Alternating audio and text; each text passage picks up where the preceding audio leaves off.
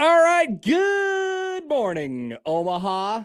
Stay warm out there. It's cold as hell. It's Happer and Schaefer here on 1620 The Zone, 1620thezone.com. Connor Happer, Mike Schaefer, Joey Colbert with you this morning. Back from a weekend of snowy, cold football with much horrible quarterbacking to talk about today. Hello, Mike. Yeah, I don't know how much we want to revisit those rankings from the other day. I don't think they age well. CJ Stroud 8th, and I regret even putting him that high. That is the last available spot.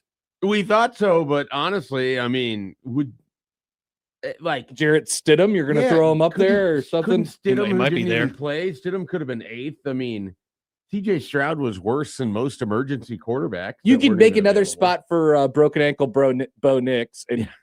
And so you have Bo Nix on the list, you have broken ankle Bo Nix, and then you have CJ Stroud. The amount of people that were like, I think it's time for Davis Mills says a lot about how CJ Stroud played. It was amazing. He was horrible, and the weather was obviously a factor and all that stuff. Yes, I'm definitely trying to make excuses for him. But I couldn't believe the amount of people that were suggesting that Davis Mills should go in the game. A lot of suggestion for Davis Mills. You kind of have to stick with your starting quarterback at that point. Yeah. I don't know that they were ever gonna make that move. It also, not to try to defend CJ Stroud too much here, but the Texans, it's not like he got a ton of help from any of his teammates on offense. No. The offensive line bad. The receivers. Woody Marks with a terrible fumble. Yep. Another thing I regret telling people, Woody Marks definitely going to have a good game. No, he did not. Woody Marks also is doing this thing where he is hurt every single game. Yeah. Now. Well, he had the biggest hit in that game, and it came after a CJ Stroud interception. He smoked that guy. Unfortunately, both of them were hurt after that. He had a lot of opportunities for tackles after CJ Stroud interceptions. He really did. All right. It is Monday, and it is Martin Luther King Jr. Day. So maybe there's some people with the day off today, and they've decided to wake up at 6 o'clock in the morning, get their coffee, and throw us on TV. Wow. Or the radio. Look, those people, thank you for spending your Martin Luther King Jr. Day with us. We appreciate That's that. a hell of a commitment. It sure is. So we'll talk about the weekend in the NFL during today's show. Our Monday guests are as follows. Tim Verghese from Inside Nebraska will join us at 8:30. It was a weekend in recruiting and in the transfer portal. There were some things that happened. Good, bad. Matt Rule went on the radio.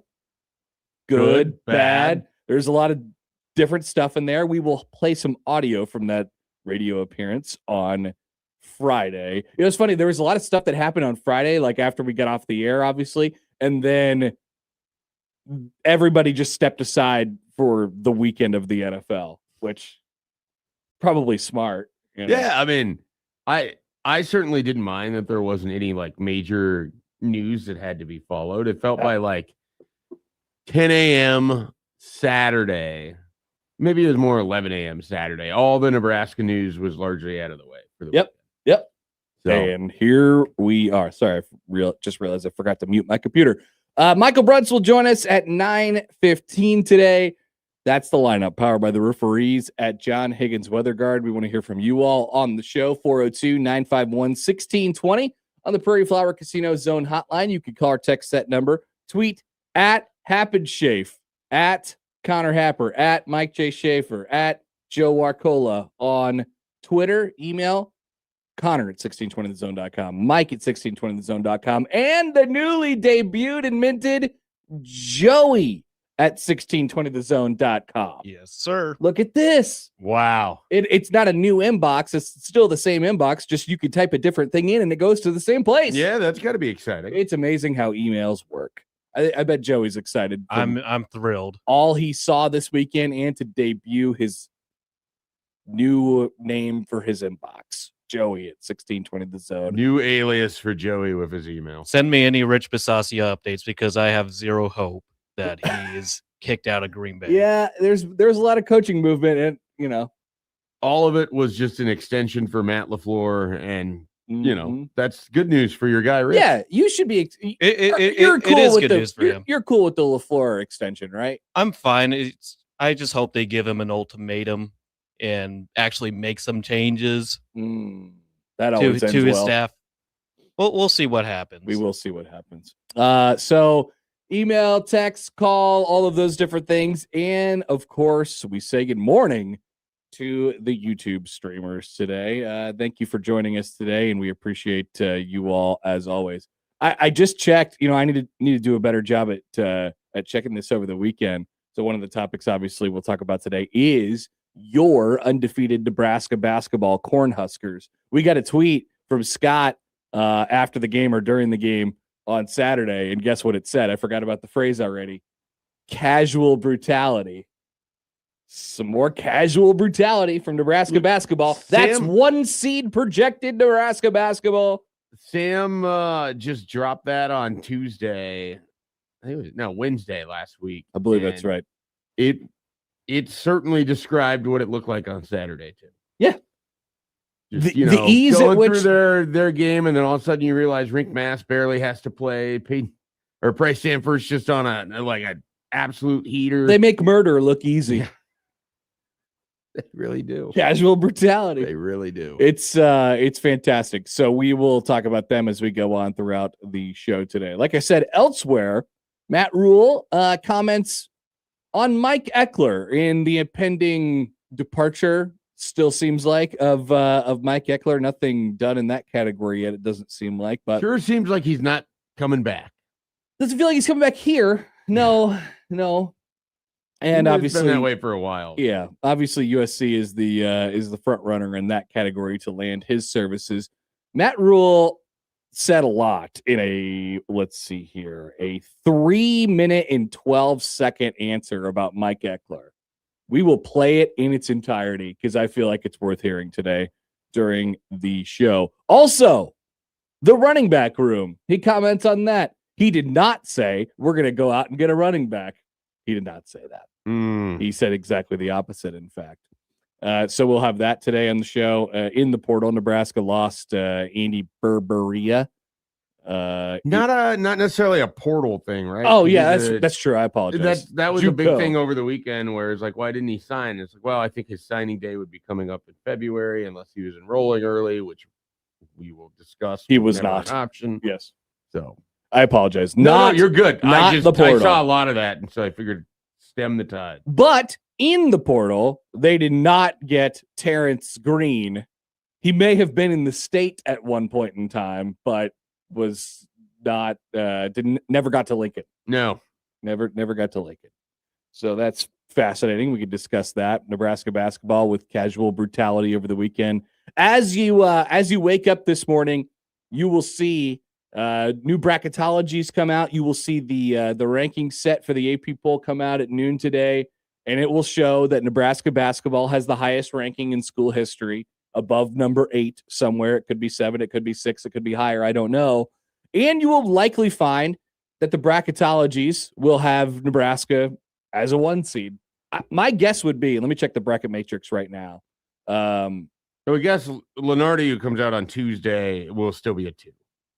So Nebraska is a consensus, not a consensus, an average, I suppose. 2.08 is their average seed line on the updated bracket matrix as of right now. Most of these brackets came out on Friday. So this is before Nebraska played. There were some that came out on Thursday, and then, of course, before that as well, some released weekly. It's going to be very close. My guess is Nebraska on the matrix is going to be like probably the 5th or 6th team on there. And that is obviously very, very close to a 1 seed. Most of the brackets will have them as a 1 seed today, if there's a new bracket to be had. Just super normal stuff. I love it. Me, Nebraska ball fan, is used to this sort of thing. It's very normal. January. Very normal. Very cool. Elsewhere, Creighton on Friday. The path, it's not looking so good anymore. We will talk about them today, and then of course, rough one. All of the divisional round games were. We didn't. We sort of got together on Saturday and watched the football games, and I feel like we watched the Seahawks destroy the 49ers for way longer than America did, honestly, before the Towns started playing. Yes, we did. We did That have was a great time. like a 40-minute viewing of The Town before it broke up. And then I went and finished the movie. That was a great time. Yeah, it was great. It really was. Denver off to the AFC Championship game, but not without some drama, of course, and turnover fest in the Patriots-Texans game. And then last night, an overtime game where Caleb Williams giveth and Caleb Williams taketh away.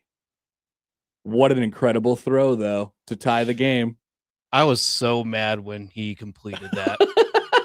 It So stupid. It was. You know what? I get that, Joey. It was maddening as a Packers fan. I'm just saying, and I'm as sure a Vikings fan, as a casual observer, I was mad because I couldn't. I just figured he was going to throw it up into a pile and because when you watch it on TV, they're just showing Caleb Williams and he's at the 40-yard line. He's running around like crazy. So you figured, all right, he's going to reach back. He's going to throw it toward the end zone and it's going to get batted down and it'll be like a Hail Mary. And that's your ball game. Cole Kmet standing there. He's just standing there. Yeah. And it wasn't even like he didn't even really push off to get open either. No, there was a little bit of open. posturing. There's the Rams didn't even really fight it. There was a couple guys that kind of were signaling for it, but you watched it and nothing about that felt excessive to me or flag worthy. The remarkable thing is just falling off his back foot and the ball just perfectly lands in 5-yard radius in the corner of the end zone. He just calmly catches the ability that he has to not throw that out of bounds. You know what I mean? Like he's just chucking that thing up, and it's still a catchable ball. Yeah. In that situation, just incredible. And tonight it is the national championship game. I still feel like we're not. we're almost not talking about Indiana and the fact that. I'll make my case for them a little bit later. We might have to have a rant gong as it pertains to Indiana. Go ahead, Joey. Let's see what that sounds like. Go ahead. Yeah. So if ever you hear a sense of a rant, that's what will happen. Okay. The rant gong will go off. Why? I have no idea. Does it go off during the rant? After the rant?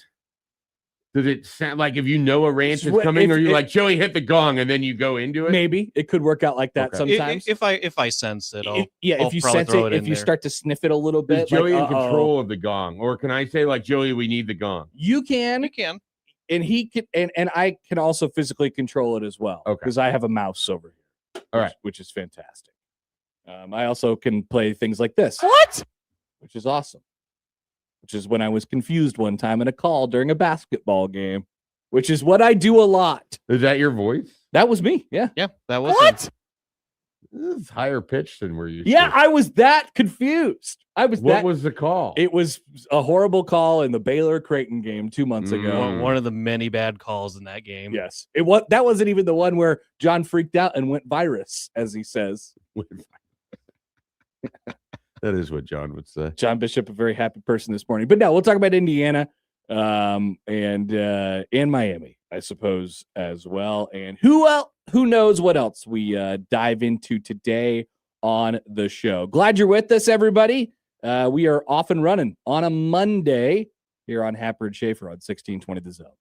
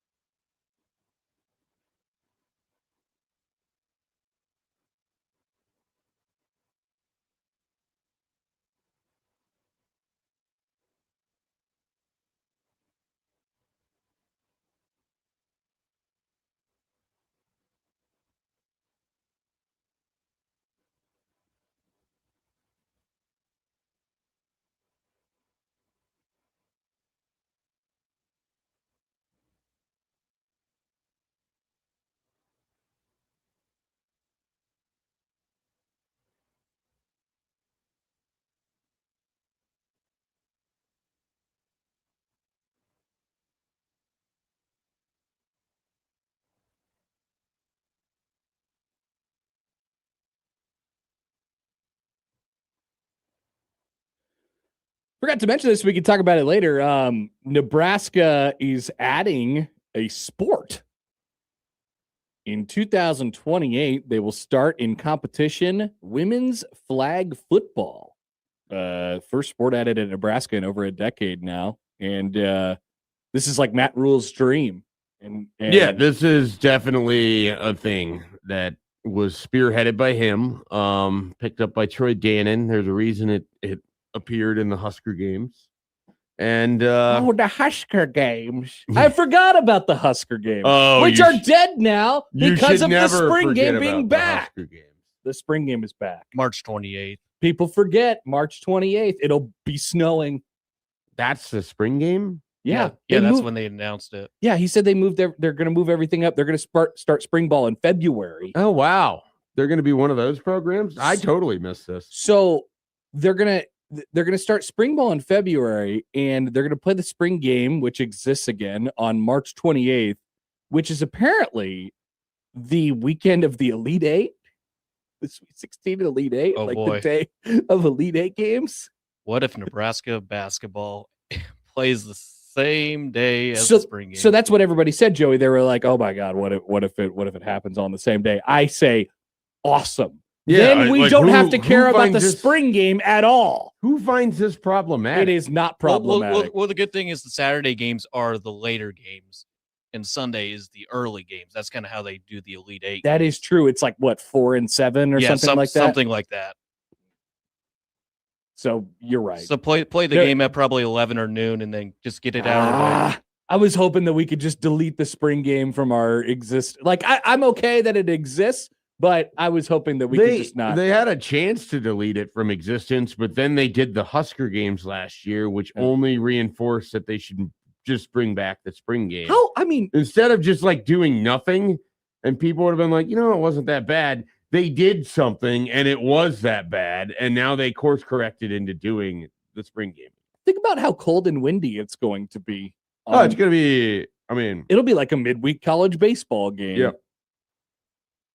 Look, I am currently in a different profession than I was, where the spring game was just the bane of my existence. Yeah. And now I can just sort of, it exists. What if we do a spring game roundtable? We've done that before.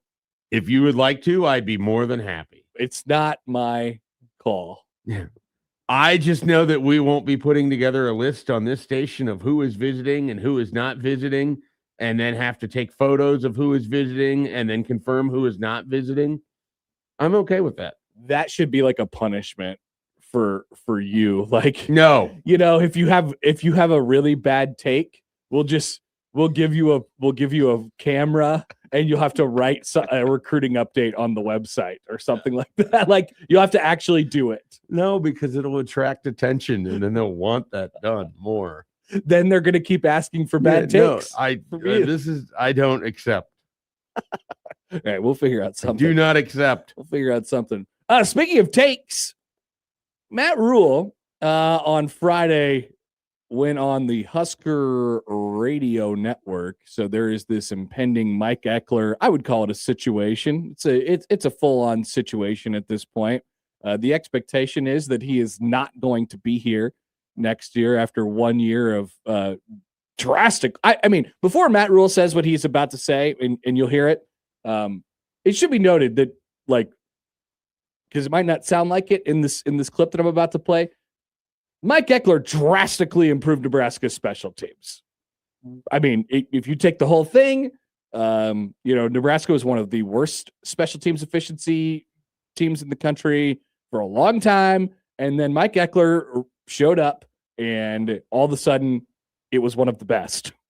So I think that should be noted right away. Thank you, Plaquette. Situation alert. And with that being said, let's hear from Matt Rule on Mike Eckler's impending decision. This is Friday night, once again, courtesy of the Husker Sports Network.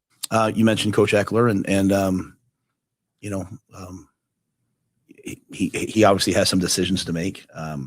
He did a great job. I thought our special teams, especially like in the beginning and the middle of the year, I thought were significantly improved. They certainly weren't. We our goal was to, hey, we're going to make a jump this year and we'll outplay Iowa on special teams. And that didn't happen. So, there's a lot more meat on the bone that we want to do special teams wise. And we return a dynamic returner in Ja'Cory Barney. Sometimes people ask me about Archie's net punting. You take Michigan State when he was punting the ball into the wind out. You may think he had 3 that averaged about 20 yards, and all of a sudden that average jumps up to like third. So I think Archie's a dynamic young player, and Kyle and John come back, so we get that battery back. We lost our snapper, Kevin Gallick. We just signed Will, so we feel really good about that.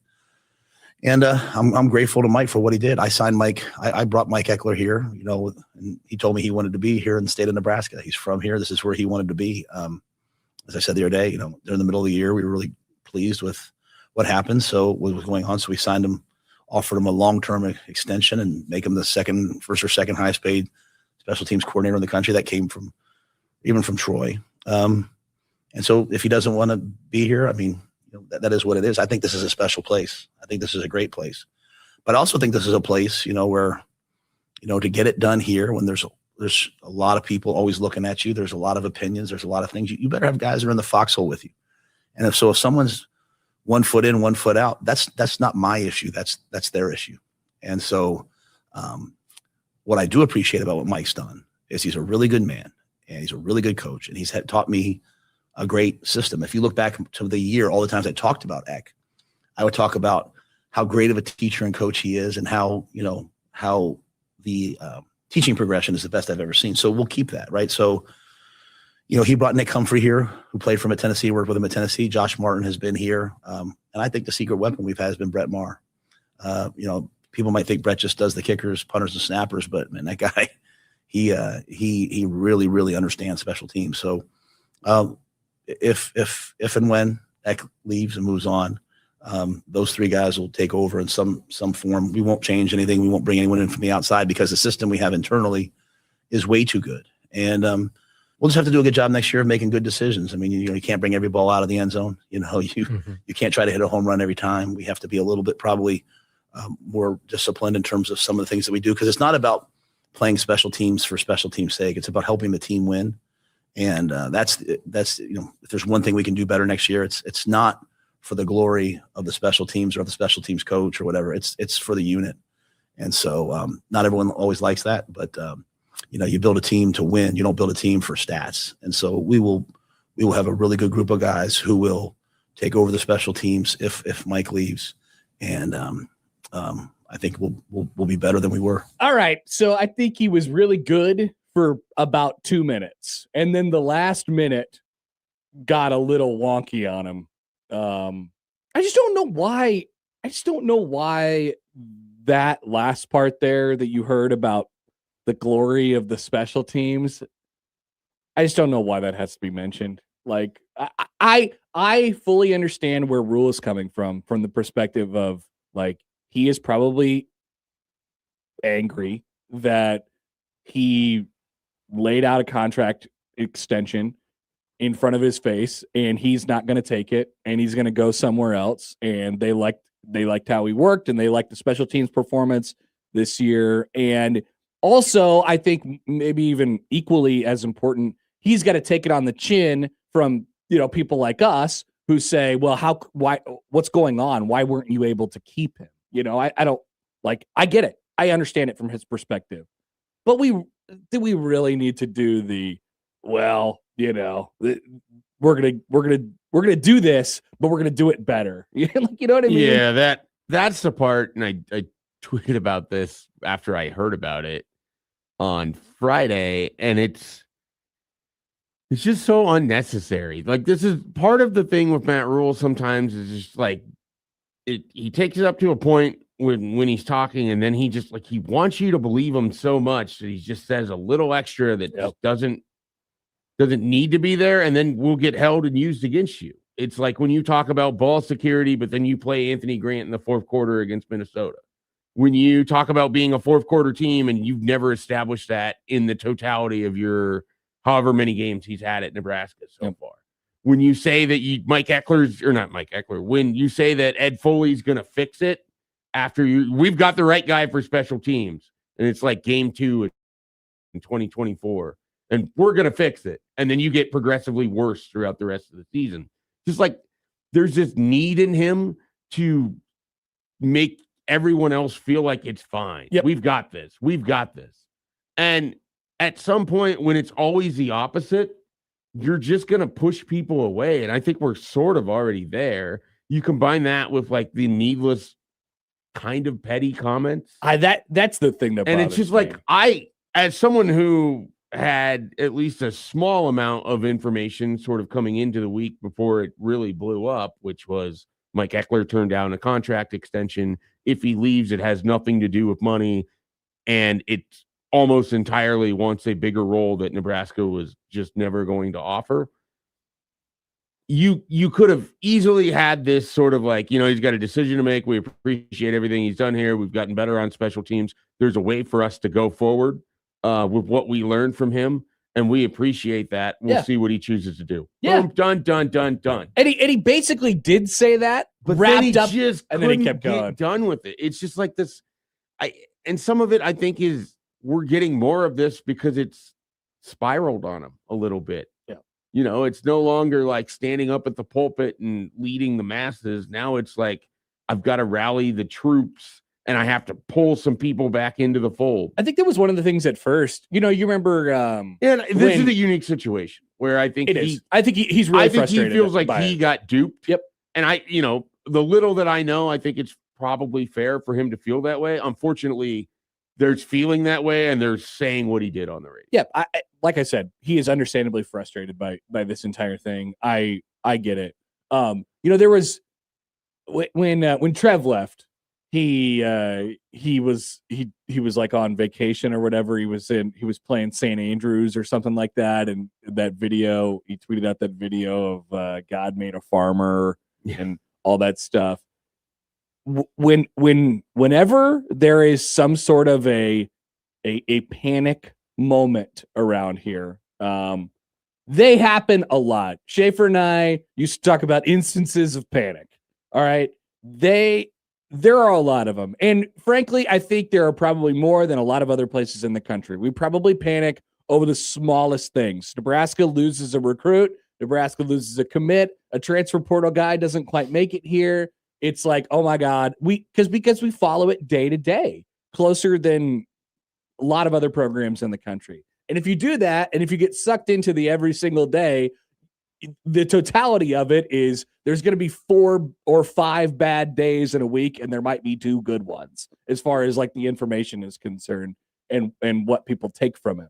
It is bad. I don't like the way this is going. I don't like the way this is going. But zoom out a little bit, and you'll see. All right, well, like these are just normal things that happen in a college football program, and there's a lot of people who choose to approach their fandom from the perspective of like, and there's more and more these days of just talk to me when they have a roster and talk to me when they have a coaching staff, and I don't really care how they get there, whatever. Like, just win football games. I think there's more people like that these days. But whenever we go into this mode where people are just unhappy and there's a bit of unrest, Matt Rule always feels the need to either defend himself, defend the program, and then project, here's why we are going to be good, and then make some guarantees, like you said, or talk about why they're going to be this, and this, and why it's going to be better going forward. And that's where he gets himself into sticky situations. He is reacting, in my opinion, obviously to the frustration of losing Mike Eckler, right, and that entire situation. But I think this is mostly coming from his frustration with everybody else's frustration. Yeah. With everybody else following the day-to-day so closely and saying, oh boy, I don't like the way this is going right now. And Matt Rule saying, hold on. This is actually not that bad. And then it works out the way it works out. That's what I feel like. Yeah, it's clearly we have seen this kind of move more in this direction where you're getting the comments about like, hey, what we inherited was blank and, all these other things. And it just, you can feel, not to borrow the famous Bob Diaco thing, but you can feel and see the strain. The strain. Like it's clearly there, and it would be there. I mean, they're going into their 4th season, and I think no one has any real idea what it's going to look like over there. I mean, you're swapping out different pieces. You're hoping that your quarterback that you found in the transfer portal is going to be able to replace offensively some of what you have. I mean, we'll get into the thing with the running backs, but you're not able to add or choosing not to add there. I mean, there's just a lot happening with this program all at the same time. And it hasn't exactly been an off season where, we joke about the hanging of the banners of the national championships in the off season. This is not one of those. I mean, I don't think so. I mean, there's not just a wash of optimism that's going on with everything. And then it just feels like whenever there's been a step forward, whenever you're like, oh, wow, they've really improved the offensive line, you can find 2 or 3 other things where it's like, well, this didn't go how they wanted. This didn't go how they wanted. And you just listen to the head coach. It doesn't sound like a guy that's just feeling great about everything. Yeah, I think when you're talking like this, you're trying. It's almost like he's selling it to himself. That's it. When he's trying to sell it to you too. And we have a tough time deciphering sometimes, like when we talk about off-season national championship banners and things like that. We have a tough time deciphering. Okay, what's real? Did Nebraska do well here, or is the positivity and the confidence coming from like the PR side of things, what Matt Rule says, and every bit of positivity. Like if honestly, like, he talked about Calandria and how they need a playmaking quarterback. And I don't think he's wrong about that. I don't think he's wrong that. Yeah. It certainly hasn't been all bad. Yeah. It's just where it's bad, it's loud. And then it's not helped by his reaction to it either, which, Right. You don't listen to that and then think, oh, I feel really good about how things are going over there. Which, I don't know. you probably shouldn't either because of just how it's looked on the field. Like some of it sometimes, and this is the hallmark of me of the Scott Frost era. There's all this noise about everything happening off of the field, and it kind of just amazed me because you could just point at what was happening on the field, the constant losing, and be like, well, yeah, it's not going well. Mm-hmm. I think this is what we should be concerned with. Me too. And But people who follow the day to day, which is a lot of people who listen to this show, are like I'm done hearing about it. I'm out of optimism, as someone just said. I think on the YouTube channel, that was we're in a very show your sadly. work time period. Yes, and not hey, I want to hear from you about this, and this. Kyle writes in on Twitter. He tweets at me. He says, "Rule boasted about his own year 3 and failed now every time he talks. He's defensive and trying to talk things into existence, like being better on special teams, even though they are losing the best special teams coach in the country." I think it's very possible that what he said is, that comes to fruition. But like, he just didn't need to be like, hey, we had a goal. Our special teams were pretty good. They made a big jump. I really like the teaching progressions, and I think he did an awesome job. Also, at the same time, we had a goal to beat Iowa, and we didn't beat Iowa, in special teams. Also, at the same time, I wish that it was more about the glory of the team instead of the glory of the special teams. Like, it's just unnecessary. Yep. If he just stopped it at 90 seconds, we're not talking about this today. No, I know. At all. And now it's a topic. And those last 90 seconds are basically entirely because he feels like he has to sell it. Yep. He thinks he's losing people, and his strategy for that is to talk more. And I don't know that that's going to win people back. Here's a good one from the 402. No off-season natty this year. I don't think we're even going to make an off-season bowl game. Pretty good. Nebraska's going to make an off-season bowl game this year.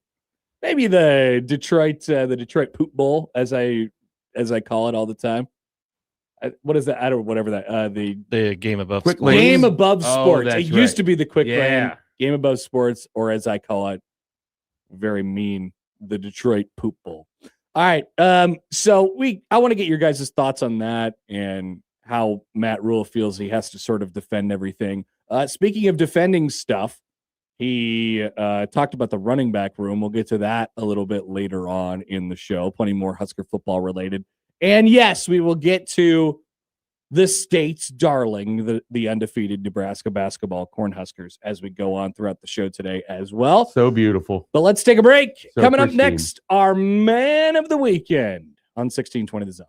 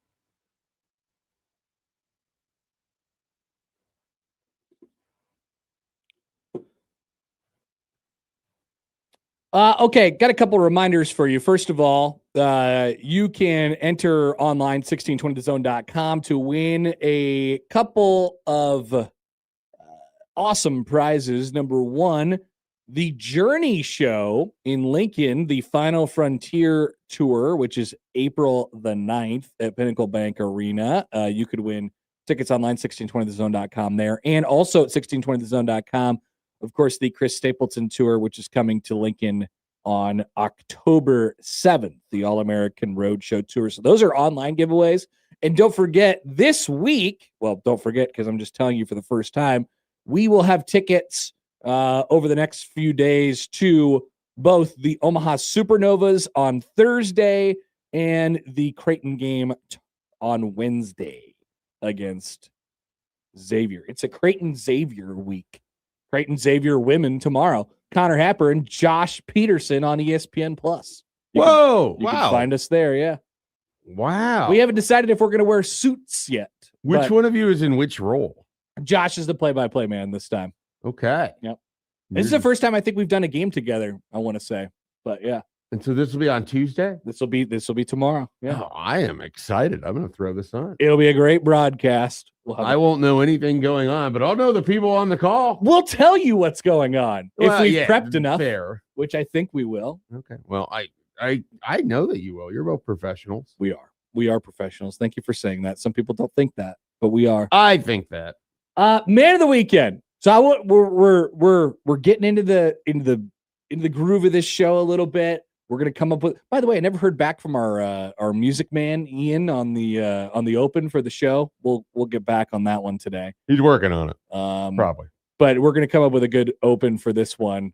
Man of the weekend. So this will be here it doesn't have to be a man for the record. It could be a woman of the weekend, but it's just funnier to package it that way, in my opinion. Who won the weekend? Now, you could go with the very popular choices. Who would be the popular choice for this weekend? Drake May, maybe. Matt Stafford, maybe.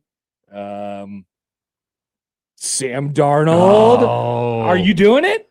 I thought I have two. I basically have two options. I don't know which one I want to go with. Okay. Do you want me to go with the Darnold option? I'm going way off the board because okay. I'm gonna use this as an opportunity to talk about something that I am passionate about. Okay. So you tell me, who's your man of the weekend? All right. I want to go with Sam Darnold, but I'm going to save that one in case he wins next weekend, and then I can really lay it on thick at that point. I smell a rant coming. You know, we're going to talk about Sam Darnold. So we'll save that one potentially. My man of the weekend is Bryce Sanford. It's really just a man of the week. Like, what a week he had. I think he was 11 of 21 from three-pointers for the week. He poured it on against Northwestern again, 22 points. He basically has sort of established himself. There was a conversation to be had for Nebraska basketball about how, well, Rink Mass is really valuable and Jamarcus Lawrence has had his moments and everything else. Bryce Sanford has really come on strong in Big Ten play. And he had, 3 pretty solid games leading into the Oregon one, explodes for 28 points, then has 22 against Northwestern. Just absolutely looks like he's on fire, filling it up from outside for 3. Nebraska can clearly rely on him. We've talked about this before on this show and elsewhere, but he's also really valuable on the defensive end. Very. I mean, the thing about him that I completely underestimated just how big and long he is in terms of being able to play Nate Lenzer's style of defense. I think you've mentioned this before. Really hard to do the skip passing when you've got that guy floating around with the length that he has. And so he's just been a really, really good player. And so much, this is true of like everybody involved in that operation over there, whatever you thought that they would be, other than Oogie, he's been significantly less than anyone would have expected. I can't remember the last time. Okay. So I just did a quick research. I was going to say, I couldn't remember the last time that Nebraska had a 40% 3-point shooter, which Price is at 41% right now. Is it backdoor Thor? Well, Casey was exactly 40 in 22-23. Okay. So the year with Walker and Greasel. So that was the lower volume year for Casey, even though he shot Still He didn't really an exorbitant play. amount of threes. Yeah, he didn't play as much until February, and then he Right. just like went off at that point. So he shot exactly 40% that year. What was your other suggestion, Mr. Thor? Yeah, he had like the year that he knocked down all those threes. Like, so I think his junior year. So that would have been Hoiberg's second year, I Yeah. think. Thorir. No, I think it might have been Hoiberg's first. Either way, yeah. So that year he shot 30% from three, but not a very high volume. I'd swear he had like a year where it went well for him from three, unless it completely just fell off at the end. I mean, there's 37% in 1920. That would have been Hoiberg's first year, I believe. Yeah, that's correct for Mr. Thor. But outside of that, outside of the guy that I just mentioned, Casey. Yep. No 40% 3-point shooters in a very, very long time for Nebraska basketball. Price Sanford right now at 41%. And he has been filling it up as of lately. He's made 12 threes in his last 2 games. So that's nice. So Thor was well over 40% until he finished like 3 out of his last 23 in the final 4 games of the year. Classic. Basically get below that. Classic. Hoof Hearted writes in, back to where Thor sounds like an adult film star. That's the point. That's why I named him that. You did. It was you. I want to be very clear. It was you. Not everybody was very willing to accept the nickname. Yeah. All of this to say, Price Sanford has been terrific and really, really strong week. And we'll see what he does for an encore with Washington and Minnesota on tap. Here is my man of the weekend. This is an opportunity for me to talk about Big East basketball, which I made Schaefer kind of watch on Saturday. Yeah, it was on the side TV. There was St. John's Villanova while the rest of us were talking through the Seattle destruction of the San Francisco. I didn't feel like it 49ers. really needed to be watched or talked about. So I said, I'm going to just peer over to Villanova and St. John's quite a lot more. But my man of the weekend doesn't come from that game. It comes from Chicago. That is DePaul head coach Chris Holtmann, who has got DePaul right now at 3-4 in the league. By far not the worst team in the Big East Conference. Definitely not. But mostly for this. He goes out afterwards because the Blue Demons are on a 3-game home winning streak. They beat Xavier, Georgetown, and now Marquette at home. And then Chris Holtmann goes out to the bar. He says, first round on me at Kelly's Pub near campus. See you in 35 minutes. And sure enough, Chris Holtmann shows up in his quarter zip and buys everybody beers. Hey, that's awesome. I love when that happens. Good for you, Chris Holtmann. I like when coaches buy people beers. I like when coaches buy people pizza. I like when coaches buy people stuff. That's always so cool to me. Buy more stuff, coaches. Yeah, and he's give them to the people. Look, he's here's a picture of him just in the bar with a bucket, just hanging out with all the folks. Of course, they're getting excited for the Bears game the next day, which they were going to be eventually very, very disappointed by.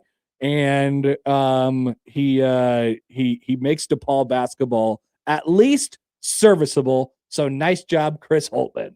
What if instead of the last 102 seconds of Matt Rule after the first 90 seconds, he bought people stuff, bought a bunch of beers at gate 25. It was like, you know what? Pour one out for Nebraska special teams for 25, but we're going to be back stronger in 26. I think it would have ended up a little better for him. It probably still would have seemed like, okay, what are you trying to do here? Are you trying to buy me? Like, sure, you trying to buy me off? There'd be the cynicism of it, but there'd also be like, hey, I'm drinking beer. Usually you only see the coaches buy people stuff when things are going really, really well. Or if you're standing in line for a long time. Or if you're standing in line for a long time. Yeah. I think this has been a thing with Fred Hoiberg and Greg McDermott over the years. I think it was last year they went and delivered pizza to the people who are waiting in the student section line. That's happened a variety of different times. Anyway, I love when coaches do that. Shout out to Chris Holtmann and DePaul Who's the basketball. worst team in the Big East now that it's not DePaul? I think it might be Marquette from just my eyes. They It's are either Marquette or Xavier. they They're are both at the bottom. horrific. Neither of which makes sense to me, or really anyone that watched college basketball in the early 2000s, as both of those programs were just great. And then now neither one is even respectable this year. Yeah, Marquette, like, I think we'll get it, not this year, obviously. Like, Marquette will just get it figured out eventually. Also Georgetown has a pretty good argument. Providence has a pretty decent argument in this conversation. In fair, I don't think it's Xavier. Georgetown had a horrible week in which they really should have beaten both teams that they played and won neither game. Really bad. So it'd be hard to say that they'd be the worst. Yeah, it's Marquette. They're playing like respectable basketball, but man, not a good week for Ed Cooley. Mr. No Transfer Portal is going to have a bad year, and that would be Shaka Will he be Smart. back? Yeah, Shaka's not going anywhere. Okay. Yeah, they're not. They would be crazy to get rid of him, I think, but they'll get better as they go along. Just not this year. Joey, do you have anybody you want to throw in here? I will throw in Harrison Mevis, the kicker for the Los Angeles Rams, because the whole thing about the Rams was they play indoors. They're going to have problems playing in the outdoors. Their special teams haven't been great, and he nailed 2 pivotal kicks to advance the Rams into the NFC Championship game. What a game for him.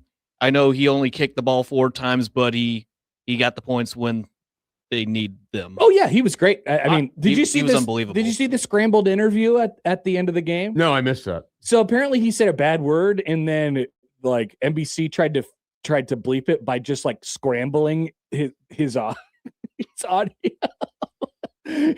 And everyone's like, what did he just say? What is he speaking a different language? It was, we could actually, I'll pull the audio and we could play it in the next segment. Outstanding. I genuinely thought the Bears should go for 2 because the Bears' entire history seems to line up, and the NFC North, really, if you think about it, that they would miss that point after on the miracle throw from Caleb Williams. Oh my God. That would have been a Cairo Santos thing. Yeah. And then I was just like, they're really going to let him kick this in this weather? Like, you need 2 yards and you just killed the will of the Rams. You're Ben Johnson. Like, would it have been worse to lose by not getting the 2-point conversion or missing the extra point? Which would have been more devastating? Definitely missing the extra point, but that's a much lower proposition than not getting the 2. I don't know. You're the Bears.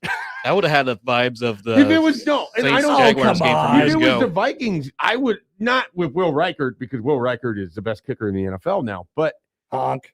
Like if it was, who have they had? Greg Joseph. If Greg Joseph is kicking that, or Kai Forbath, or any of the nameless like bad kickers I've watched the Vikings have Blair over Walsh. the years. Exactly. Notably Blair Walsh. I mean, basically did miss an extra He made 3 50-yarders in that game and missed a 27-yarder. Like, it just, I don't know. And it was bad weather. It was very cold that day in Minneapolis. That loss just still very deflating. That's got to be your Many one, years. right? It's worse than when they got smoked in the NFC Championship by the Eagles. Like, that 2015 Vikings team had like my entire heart and then just crushed it. And maybe one day this week or during the offseason, we could all say which loss still sticks with us from our sports team's history. My list is bigger than any of yours, unfortunately. I doubt it. Wow. I really doubt it.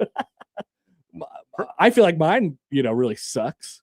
Yeah, no. If we're talking about postseason heartbreakers, mine is up there with a lot. Joey, my baseball team has lost 2 Game 7. Oh, I thought we were talking about if it's NFL. any sport team. Oh, any sports team. Okay. Yeah. Any sports Oh team. yeah. I got a good list. All right. Let's take a break. That's our man of the weekend. We'll come back 7:00 hour up next on 1620 The Zone.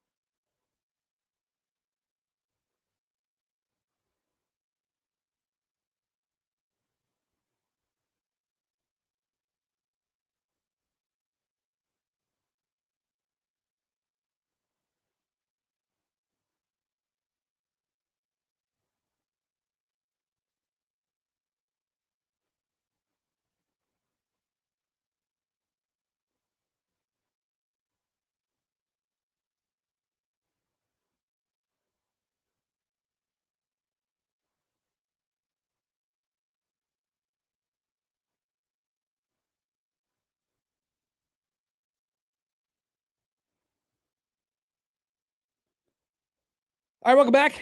7 o'clock hour here on Happer and Schaefer, 1620 The Zone, and on 1620thezone.com. If you're new here, welcome. If you're wondering what is going on, here we are. It is Connor Happer, Mike Schaefer, and Joey Colbert here on 1620 The Zone. It is Happer and Schaefer. And this is your life now. You're stuck with us.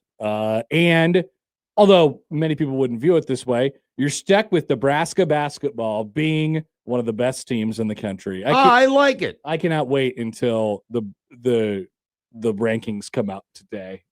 At noon. Yeah. Or there's the rankings, and then there's like the one side of the fan base will be like, what? How are they not the number one team in the country? And then there's the other side that is like, oh my God, this is amazing. I can't believe that I'm alive right now. I can't believe this. Everybody should be that. We should all be thankful for being alive right now during this era of terrific Nebraska basketball. It is a very, very unique time. This is something new for them to experience. It is. And I'm enjoying it. I'm enjoying watching them as an enjoyer of basketball. I cannot lie to you there. I'll say this. They have, as they laid waste to Northwestern on the road on Saturday and improved to 18-0 Nebraska basketball, and 7-0 in the Big Ten, which matches their amounts of wins in the Big Ten last year. So good. Schaefer also asked me as the game was drawing to its conclusion, do you think Nebraska is a lock at this point? Flippantly. And I said, it's got to be very close. Like if they lose out, like you're at the very least Crown qualified at this point. Well, yeah, I think the Crown would bring them back no matter what to defend.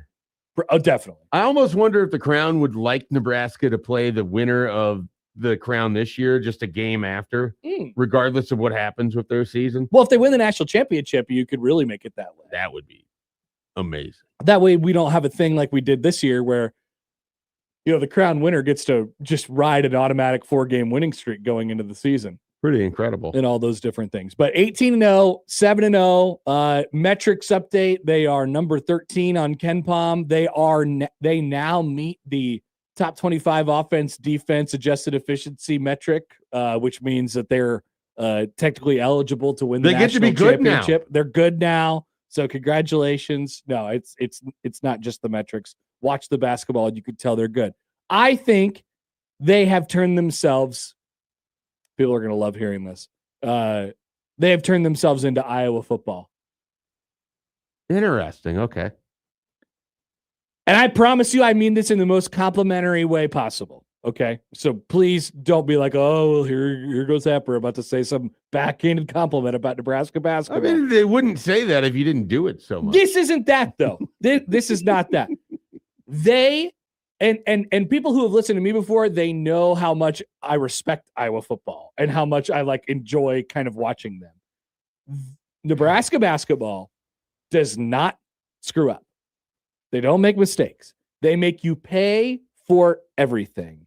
And I think on top of that, if you do that long enough, and I think Nebraska has had that piece of them this entire season, Iowa, many, many years in football of having their reputation precede them a little bit. Once that happens, it becomes one of those things where teams now know going into the game.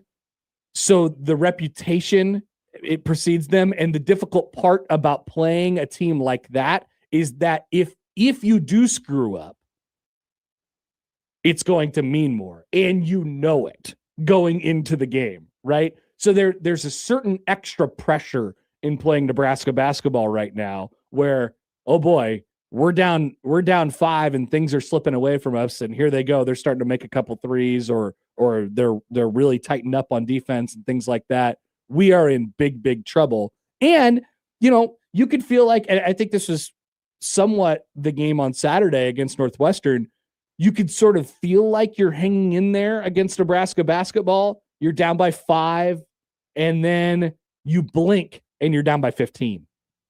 And that's what happens. That's what happens against Iowa. I mean, for most teams over the years, it's just like, oh my God, this is going to be such an uphill climb to get to that point because you know how difficult it is going to be. to score against them, and you know how good they are in the margins, and they're not going to screw up. They're not going to give games to you. They're not going to turn the basketball over. They don't.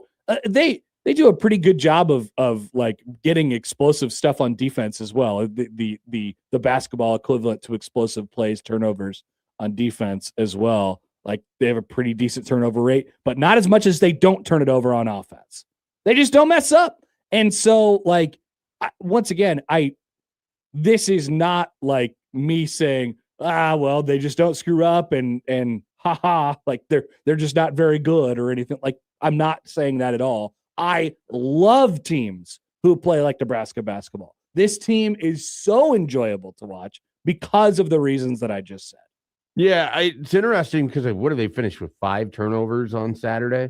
And they had like 3 of them in a stretch where Jamarcus Lawrence dribbles off his shoe. Yeah. Sanford standing out of bounds when he catches it on a corner 3-pointer. And then there was another one in there. I want to say it was Hoiberg, but I can't remember the exact one. And it was like 3 out of like 6 possessions. And I remember even commenting on it. I was like, well, this is very uncharacteristic to what you expect. And then you look up, they only have 5 in the entire game. And 3 of them came in the stretch in the first half. And then the other thing about it, and you mentioned it, is Northwestern's just down 5. And then there's just this like spurt in there where Sanford is going to hit a couple threes, and everybody knows that it's going to happen at this point in time. And, the other team has to figure out how they're going to match it. They can't because they'll dribble into the paint, and there's 3 guys swarming all over them, force the turnover, goes the other way. It's just really remarkable. Like there's almost like a script that Nebraska's playing to with certain teams. And based on how they're shooting in a given night, it's either a double-digit win by wow, that's impressive, or it's what they did to Oregon when they're really on. Like it's truly, we've seen it now. Teams are in it for about the first 14 minutes of the first half, and then the distancing kind of starts. It was like right around halftime a lot of times with the maybe not great teams. Nebraska pulls away there.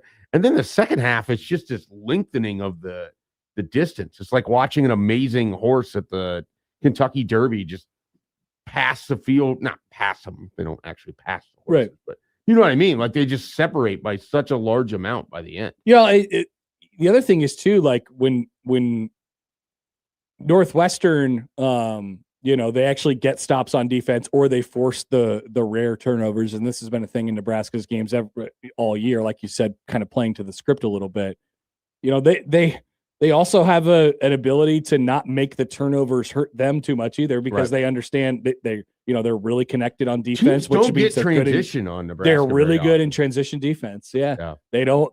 It's hard to get out and run against them, and you wouldn't think that just by looking at their personnel. But I think that's where the connection piece like really comes up and works for them a little bit. Like they know where everybody is supposed to be, and they find guys. And like you better, I don't know, like I've been trying to crack the code over the last couple of weeks of like just given what this team is. We've seen teams that are built like this before.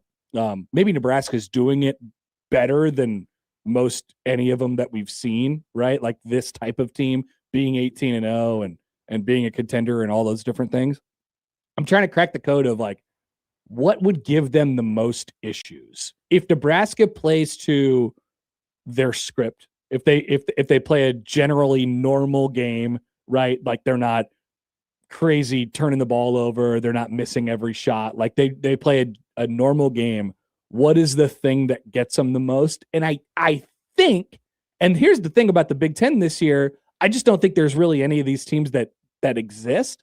I think it's the kind of teams that are built like think Houston in the years past, like ultra pressure up defense, big physical bowling ball guys, and really, really, really hard rebounders. Yeah. Like I think Nebraska's weakness probably lies in the rebounding, like if it is a weakness.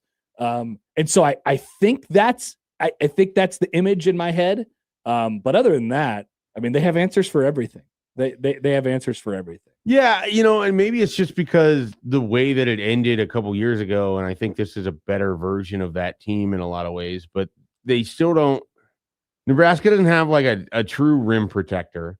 So if you've got a guy who can just get downhill as a Right. wing, like Shannon did in that Illinois game, and A&M was able to do it and then combine it with they were a horrible 3-point shooting team. And then against Nebraska that night, they shot out of their mind. I mean, those are the sort of things that really make this defense, I think, struggle when it's even if it's going well. If you can get downhill on them, then of course anybody that shoots against any defense is going to be successful. You mentioned two things there, though. Bigger guards giving issues for Sam Hoiberg, not allowing him to just fly in and grab rebounds the way that he does, I think would be, a big part of it. And then they haven't really faced a super athletic big in Big Ten play. And I don't know that there is one. They're going to get one with Washington coming up with the lottery pick. I can't think of a name off the top of my head. Stein something. Okay. You know who I'm talking about. Well, I was also thinking about Landenborg from Michigan. Yeah, and they haven't taken on these guys because like Illinois for what they are, Steinbach from Washington. Yes. Their bigs aren't exactly scary or anything like that. Same with Michigan State. Like I just felt like Nebraska has largely been able to handle these teams because they haven't had a lot of pressure put on them from front court players. So we'll see what that looks like with some of these other teams on the schedule here. But that's just kind of what comes to mind to me. A really athletic big that can redirect players like Hoiberg when they come into the lane. But Nebraska's done such a good job. It almost makes you wonder if it's something they just noticed over the course of or if it's something they've noticed in basketball.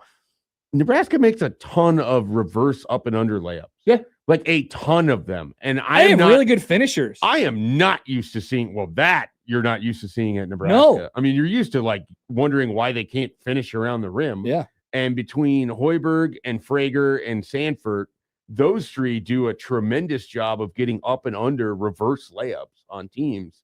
And people aren't defending it. Like, one, you're not getting a lot of help that's coming in off of that.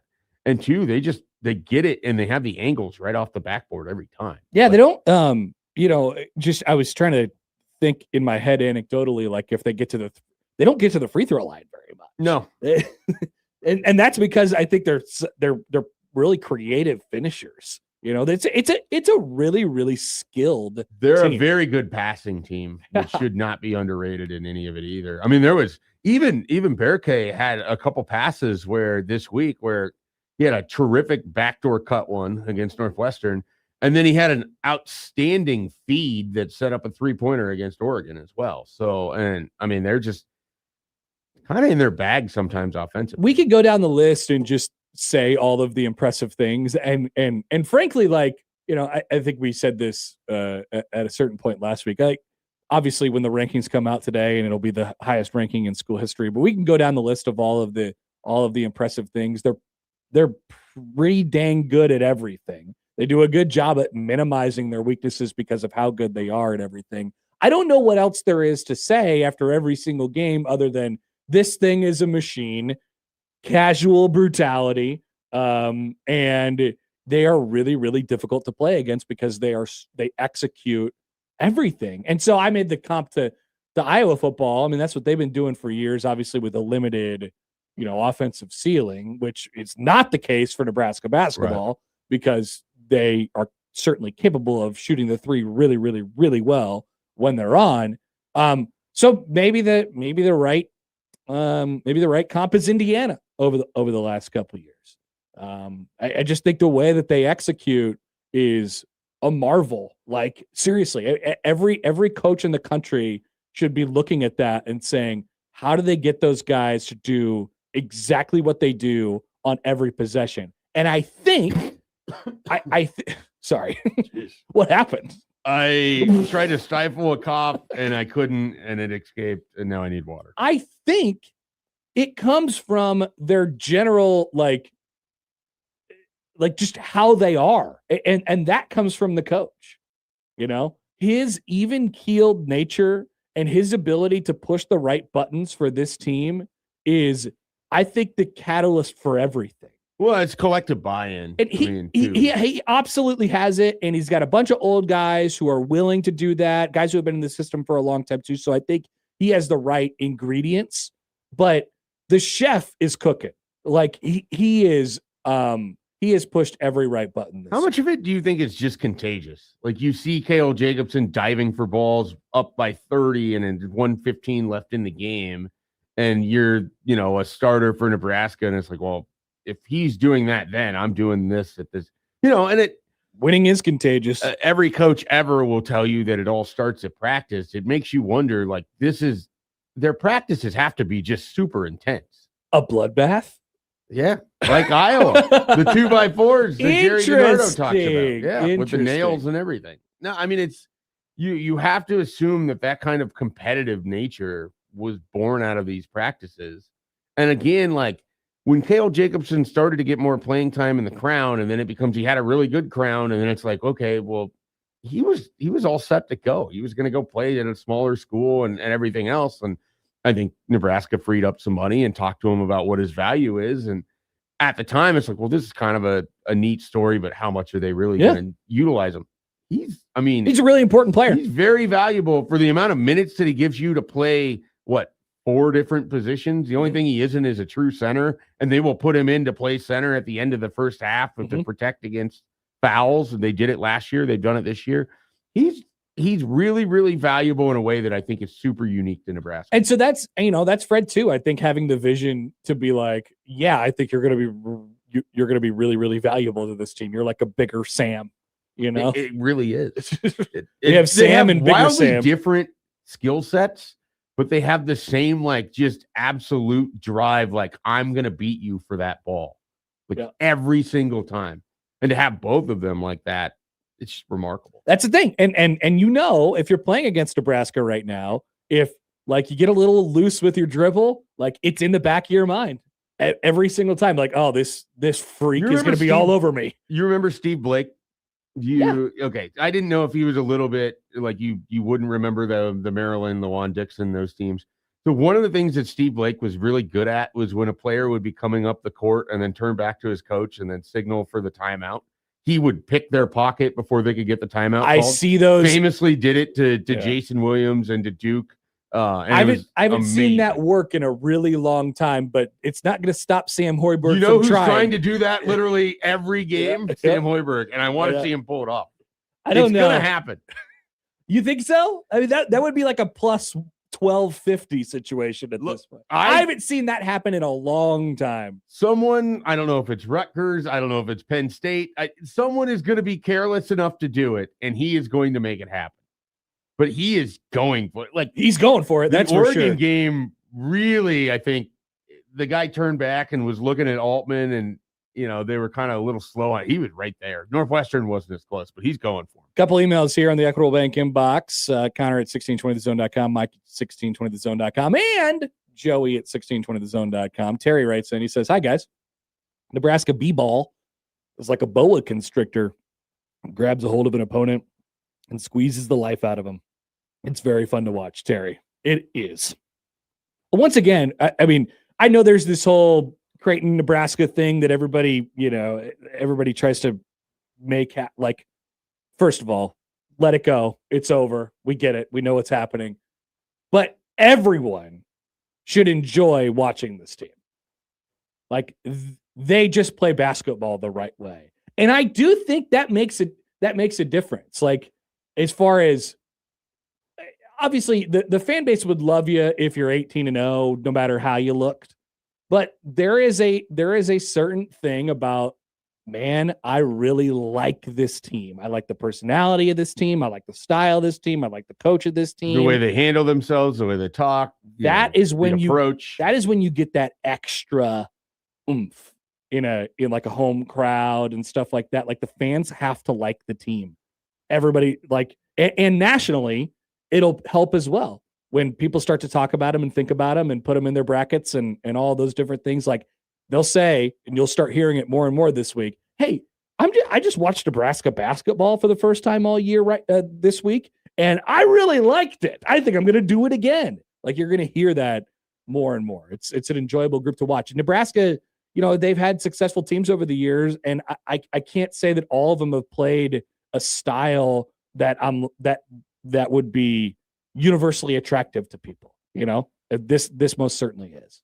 Yeah, they have not usually had a team that hasn't largely been defined by the fact that you need one player to be scorchingly hot in certain moments for you to pull off wins. And they got that in 2014. Right. And, Turan Petaway did a lot of heavy lifting to make up for the fact that they really only had 2.5, 3 starters on that team, and they still made the NCAA tournament.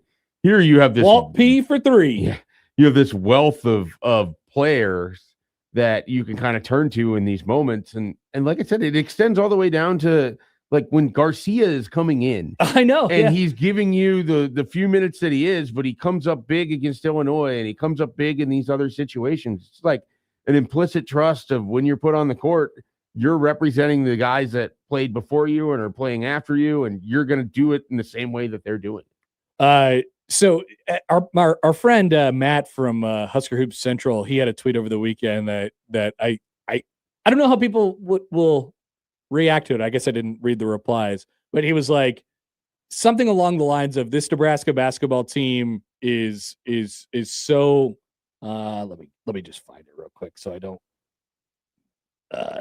mess it up. But something along the lines of like, nobody would select any of these players individually for like an all-time team. Yeah.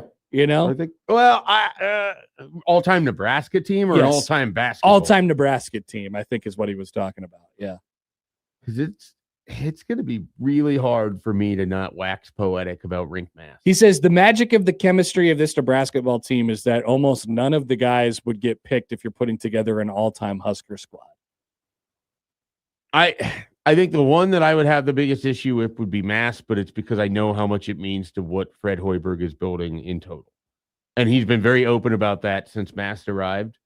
And I think you get lost in the intangibles of it. But just from a sheer like statistical standpoint, you're not taking Mast over what Dave Hoppen did in his career. Right. Is that just Alex March had a higher volume of shoot, but also missed a lot of shots. Is this just like the equivalent of, well, this team is the best team in Nebraska history and it needs a Heisman winner? It needs like a guy that we elevate to say that was the guy of this team. Because I don't know that there is a real face. I mean, maybe the face is Sam. Maybe the face is like, I think if Sanford stays at the level he's at, it's going to be that.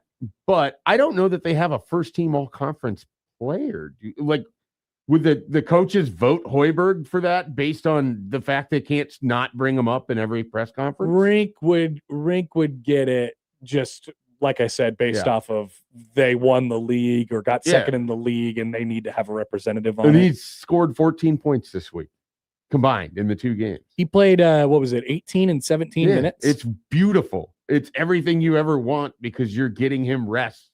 17 against Oregon and 19 against Northwestern. Because you're assuming that when they play Michigan, he's going to play 37 minutes. Yeah. So, like, he's going to be really sweaty. These kind of weeks are wonderful for Nebraska. We did not have that sweaty of a rink mass this week, but next week will be sweatier. You can take that to the bank. There will be sweatier weeks for Rick Mass. There will be sweat. A email here from Zach on the Equitable Bank inbox. A good core to build around this year. Sanford, Brager, Burke. Then having Jacobson come off the bench for point guard in the season, coming off the bench for the number 2 spot. Need to get a starting point guard and a stretch 5 in the portal. Oh, he's talking about next year. Oogie will be nice to come off the bench. Yeah, like, don't worry about it.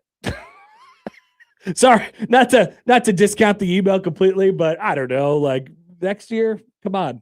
Yeah, well, I think there's enthusiasm that if this is the Indiana corollary, then next year they will come back and people are going to be like, yeah, how good were they really? You know? And they're going to prove that this. But just like Indiana did, it's very repeatable what they're doing right now. They have to get the right pieces. Yeah. Assuming that this is a system that can just stay. I'm just saying, like, I'm not really concerned about next year. Well, yeah, because they're 18-0 right now. They are literally 18-0. All right, we'll take a quick break. We'll be back. Some thoughts from you guys on Nebraska ball. We'll talk about the NFL from this weekend. And, of course, we have to get to the national championship game today. Which channel of the 100 channels will you be watching the national championship game on tonight? Back after this on 1620 The Zone.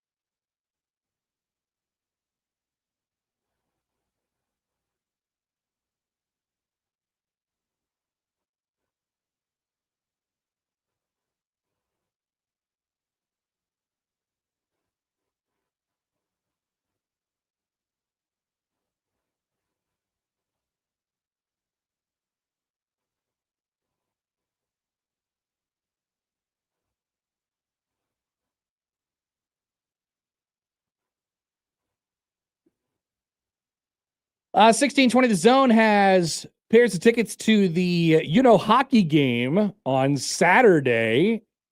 Young Matt will have those for you all this week. So if you'd like to go see some hockey, listen to the most hockey person on 1620 The Zone, and that is Matt, who has takes on hockey, which I don't know that any of the rest of us would say. That is this week on his show.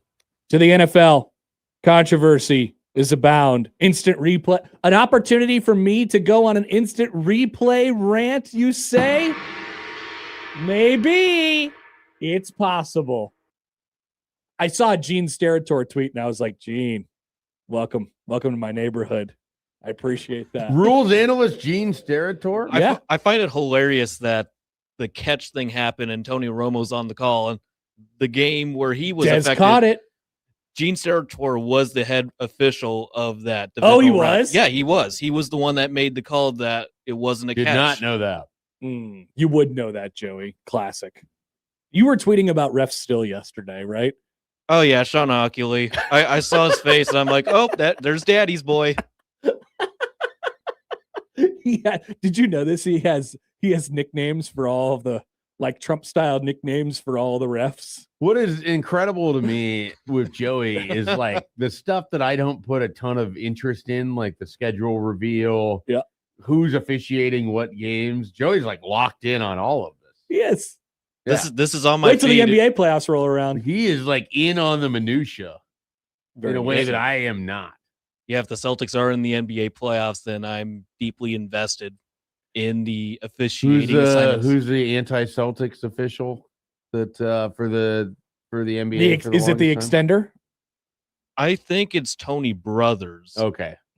That's not who I was. They did reinstate my favorite official, Eric Lewis, the guy who the Lakers fans got rid of over that bad officiating regular season game where Patrick Beverly grabbed out the camera and showed it to him. Oh, and got I teed up. remember that. They saw that he has a burner account, and apparently officials are not allowed to have that, but NBA players like Kevin Durant are. Interesting. But yeah, he's back in the G League right now. So Broncos fans, I'm sorry. I'm happy for you, but I'm sorry. I think you're probably still going to go to the Super Bowl, but I'm sorry. Ooh, is that an early week take? Jarrett Stidham and the Broncos over the Pats? That's my current thought. That's my current. Wow. I'm trying not to overcook what I saw yesterday from the Patriots, considering the weather was bad. Did you know that Drake May leads all of the NFL in fumbles this year? No, that's surprising. I would have thought it would have been Josh Allen. He had a lot from yesterday. No, I saw that stat come up on the broadcast, and I was like, well, that's fascinating. So I mean, you and I were watching the game together. I couldn't believe they did the rollout play. I didn't know what they were doing in the moment anyway. And it turned out that was the play where he broke his ankle and then came back the next play through the weaponized pass interference pass, and then took a knee and apparently aggravated, the injury at the point where he was taking, or at least he became more aware that something was seriously wrong at that point. And that was the finish to the game. That was all after our catch, no catch situation with the Bills. And may I very importantly add, Josh Allen turning the ball over 100 times. Yeah. In the game. I feel like that needs to be noted. Yeah, that's definitely a story in that game. I mean, the Broncos aren't in the spot that they are if Buffalo has better ball security. There's little question about that. I mean, the field goal right before the end of the half. The carelessness going to halftime. That was the one. That was the one for me. I couldn't like the picks. Especially the one with Cooks. That's what are you gonna do? He put it in the perfect spot. I couldn't believe how loose he was with the football on that play before the half. I honestly thought in the moment that he was trying to pitch it to somebody because there was 0 seconds left on the clock. Maybe he didn't know that there wasn't 0 seconds left on the clock. Anyway, I'm not here to make excuses for Josh Allen, even though I do love him dearly, but he screwed up. You still love him? You haven't cast him aside? Some people want him to be casted. Some people want him to just I He's have seen this. stoned I for have this. seen this. We're now getting the Lamar versus Josh Allen thing because we don't treat Lamar the same way as Josh Allen. I don't understand why we have to do this personally. There has been a very like, why do you guys keep saying all these nice things about Josh Allen? He screws up in the playoffs all the time. No, it's not all the time. It happened on. I'm with you. No, it happened on Saturday, but like when they played the Jaguars and they put the graphic up and he like has all of these statistical accomplishments in the playoffs because he's usually been very, very good in the playoffs. But he loses in the playoffs. That's what people can't control. Because teams lose. Teams lose. And quarterbacks famously are part of teams. Mm-hmm. Yeah, I did not need I knew it was coming.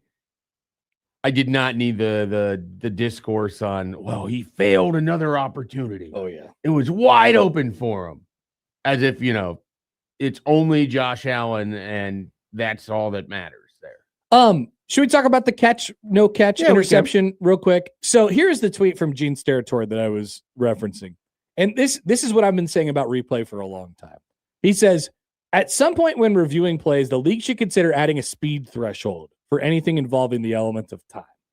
My long contention has been, if you slow everything down to mega slow speed, frames per second, whatever it might be, you can convince yourself of just about anything. I believe that is the case. With that being said, it was even when you slowed that down, it was such a bang bang call that the call on the field had to matter, and then the review process matters, and all these different things. So I think there's like a three-pronged conversation when we talk about all these things. It is the play itself, the speed at which the replay is involved, the call on the field, like all of these different things, they all factor into what we got. Ultimately, it is an interception, right?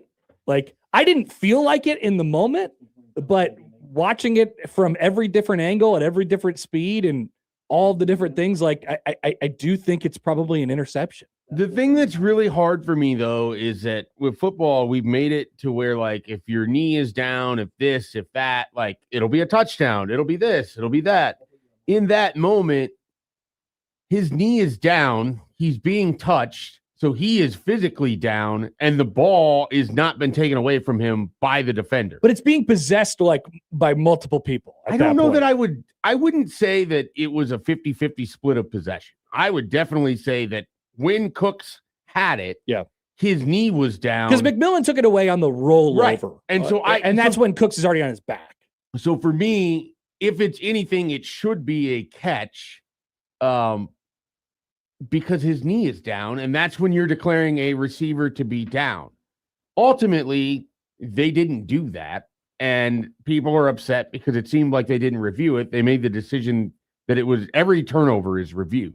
They made the decision they didn't need to go to the actual on-field thing. They made the decision upstairs. We're good. We're going to keep playing. Yep. People were upset about that. I don't know, I don't know that they would have changed anything had they done that. But we saw this. Do you remember the Isaiah Likely not touchdown in the end zone? Yeah. I don't understand how some of these things exist the way that they do when it looks like a touchdown, probably should have been a touchdown, but for some reason it's not a touchdown. That was one where the ball was just wobbling a little bit, right? No, it was one where he catches it and he takes a step and a half, and then like he gets hit from behind and the ball comes out. The process of visually, a catch, it looks like a touchdown to literally everyone that's ever seen a touchdown before. Right. And we're in a sport where if the ball just flickers over the pylon by a nanosecond, it's a touchdown. Mm-hmm.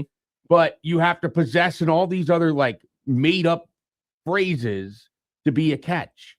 And so it's when you give someone control or you say someone has control of a football when he doesn't actually have the football and the receiver is theoretically down by your own definition. And there's a really thin line between like, okay, is he a like, after a catch is made, at what point does he turn into a runner? Yeah. Right? At what point has he completed the catch? Does he have to hit the ground in order to do that? There's so many little there's certain rules that apply to the ground. Yep. There's certain rules that apply to the sideline. There's certain rules that apply to the end zone. Yep. It's way too convoluted. And ultimately, to me, it comes down to this: like Cooks has to hold on to that football. Like that's his job. And I'm not over here like, oh, the Broncos don't deserve this. The Bills got screwed. It's not that. It's I want consistency. So when this happens, we don't have this all the time. Yeah. Because you saw people that were really upset about it in the Bears-Rams game because they felt like it was the same thing. I didn't, because to me, it sure felt like one, Cooks was airborne versus Adams was not. His feet were on the ground, and then his knee was on the ground. Boom, done, play over. When they showed the Adams one from the behind angle, though, from like the up top angle, it did not look like his foot was dragging. Yeah. It looked like it was in the air. And I'm like, they're going to take You're talking about the catch. I'm talking about the fumble or where they rip it out. Oh, yeah. And people wanted that to be the same thing, and I didn't think it was the same because to me, there's a difference of a player who hasn't touched the ground yet the way that Cooks when he initially goes up to catch it versus Adams catches it, his feet are touching, then he's being in that scrum and the ball's ripped away, but his knee is down. So he's down. Like that one is clear to me that he was down. The other one, there's more of an interpretation, but it's still like Cooks had possession, knee down, the play should be dead in my mind. But that's not how they call it. No. And it hasn't been. We saw that with Nebraska, Illinois, where they gave them the play in the end zone. Oh yeah, the Nair. The ball just got ripped away from Isaiah Nair. Yeah. Where it's like, well, it's in the end zone. He had possession of it, and he's down. So how is it not a touchdown? Isn't that theoretically immediately should be a touchdown? Yeah. In all instances, this is a touchdown, but now it's an interception, and it's not explained how. Stibbs writes in, good morning, Stibbs, on YouTube. He says, hi, friends. It's obviously an interception. Go Broncos. Jarrett Stidham, AFC champion quarterback, potentially incoming. We'll get to some of the other games, but that's going to be the overarching story when you turn on your television today and you watch the chit chat shows or something like that. They will be talking about what's a catch and what's not a catch. Yet another weekend of the playoffs where we're talking about what's a catch and what's not a catch. Yeah, it'd be really nice if that would just not be a thing, but we're now well into multiple decades. It ain't going anywhere. Yeah, it's been 10 years since the Dez caught it. Yeah. 11 years since the Dez caught it. It was. And that was clearly a catch. We get a quick call here from Seth on the Prairie Farm Casino Zone hotline. Seth, good morning. Good morning. Go ahead. Thanks for taking the call. You got it. I just wanted to make a comment and then ask a question. I'll hang up and let you respond. But feels to me like Josh Allen choked big time. 4 turnovers, 2 lost fumbles, 2 picks. Take care of the football, and it's not even a ball game. Why is Josh Allen getting a pass? Dak Prescott does that in a playoff game. He's getting shredded all day today. So why is Josh Allen getting a pass? Okay. Thanks. Thank you for the call, Seth. I Is mean, he getting a pass? There's a lot of prongs to this. That is number one. I don't know that he is getting a pass. There is a lot of people. There are a lot of people who, and I'm probably in this category of quote unquote like pass, while having the understanding that all that Seth said is true. We had 4 turnovers in a playoff game, which is a big part of why they're not playing next week. But he is universally accepted as a top 3 quarterback in the NFL. Right? I would say top 2. Top 2 quarterback in the NFL, whatever. He is universally accepted as that. So you already automatically get the benefit of the doubt. You're not like Dak, where we've spent the last 15 years of our lives talking about whether Dak is good or not. You know, and he hasn't even been in the NFL that long. whether Dak gets a contract or whatever those things are. So he already gets the benefit of the doubt in that conversation. Then there is the either truth or not truth of what he has around him, right? So it's, for whatever reason, this team this year has been viewed as Josh Allen and Josh Allen only. And there's a little bit of truth to that. He's definitely low on wide receivers. His defense isn't as good as it has been. This is not the best version of the Bills' playoff runs that we have seen over the last few years. With that being said, it's never just one guy. So there's that. And I think people like him as a person. You know, I think there's that too. Not that they don't like other guys as a person. So if I had to tell you this is why he gets a pass, like that's my answer. Yeah, I think he's unequivocally one of the top 2 quarterbacks playing the position. I think that people acknowledge that he is on a team right now that doesn't have as many offensive weapons as he's had in the past or that other teams have. And to illustrate that point, the interception came on a play in which the ball was thrown to someone that they signed in late December and had already emerged as their number 2 wide receiver behind Shakur. So Khalil Shakir. it's a situation where it kind of, people build the narrative that they want with it. Like, yep, he that's what we has do with James quarterbacks. Cooks. James Cooks had a fumble in that game too. He did. So, a bad one. Like, that's kind of what happened. The other thing is they played the Broncos, who are the number 1 seed. Like, this is what they do to teams. They haven't been as dominant as a takeaway team in 2025. They're a really good defense, and you're on the road and you're trying to make things happen. Like, this is what football is. To be clear, it's what kills me when we get into the discussions of, it's a narrative can thing. we trust this quarterback? And it's like, you watch the playoffs. Matt Stafford, horrible game against Carolina, still has the big drive. They go get the touchdown, they win. Josh Allen gave them every opportunity. They almost won in regulation. If he makes a better pass to Dawson Knox, they win that game in regulation, more than likely. No one believed in Bo Nix, and he had an incredible touchdown to put him up to force Buffalo to have to go get that field goal. I mean, Brock Purdy had, 3 interceptions in his 2 games. Caleb Williams had 5 interceptions in his 2 games. Like, there's going to be a thing. Playoff football. Like, there's going to be a thing to fit every narrative. We want so badly for everything to be amazing, and every great player has all. They never make so mistakes. much legacy talk, and I hate it. And it's like, they're games. They play out like games do. Yep. We got to take a quick break. We'll be right back. We'll have more discussion on this, but I also want to do our. So we're gonna. We'll just tell people we're gonna basically just repackage Joey's headlines and ask Schaefer if he would click on the headlines. Would you? We're combining. Do we click on this link next on 1620 The Zone?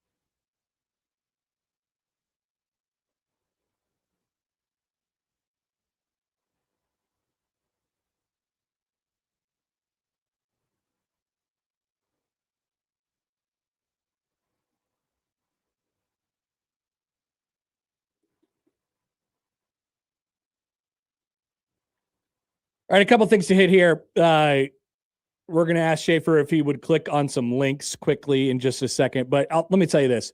One thing I never get sick of, I love on the morning of like a big event, whether it's the Super Bowl or the national championship or the World Series or something like that, when someone is out there and they just put up a picture of the field. I love to look at the championship field. It's so clean. It's so pretty. It's so green. And it especially pops in this case in Miami tonight where the end zones are black, for the playoff. And the field looks beautiful, and the seats are turquoise, and so everything just pops. I love it. Thank you, Dave Rebson. I just saw your picture. Yeah, and you look at that photo, and the sun is just kind of perfectly snaking across the field a little bit. Everything else is in the shadows. It's the calm, right? There's a sense of calm when you look at this, and like a morning, and tonight it'll be a madhouse in there full of crazy Miami fans and some Indiana fans who have made the trip as well, which there are an increasing amount of these days. Say that. All right, Joey, we have some headlines. I'd like to bounce them off Mike Schaefer and see what he's interested in. Okay, the first headline is you can now pay $1 million to reserve a hotel stay on the moon.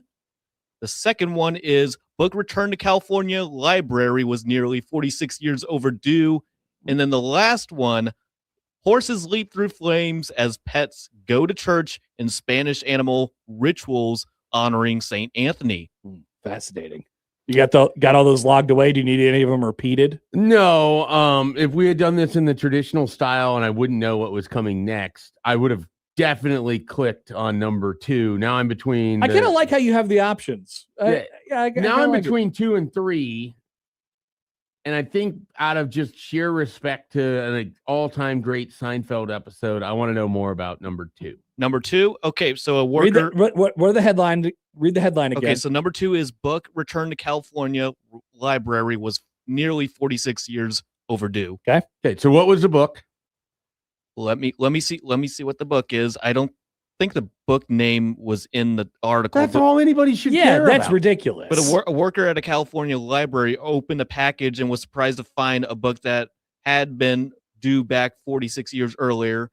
The branch manager at the San Diego County Library's La Mesa location said she opened the package in earlier January and revealed the long overdue book, which was appropriately a copy. Oh wait, I got the title. A copy of The Incredible Journey. The Incredible Journey by Sheila Burnford. A 1960s children's novel about 2 dogs and a cat who travel 300 miles through the Canadian wilderness to reunite with their owners. So like Homeward Bound? The book later inspired 1993 film Homeward Bound. Holy cow.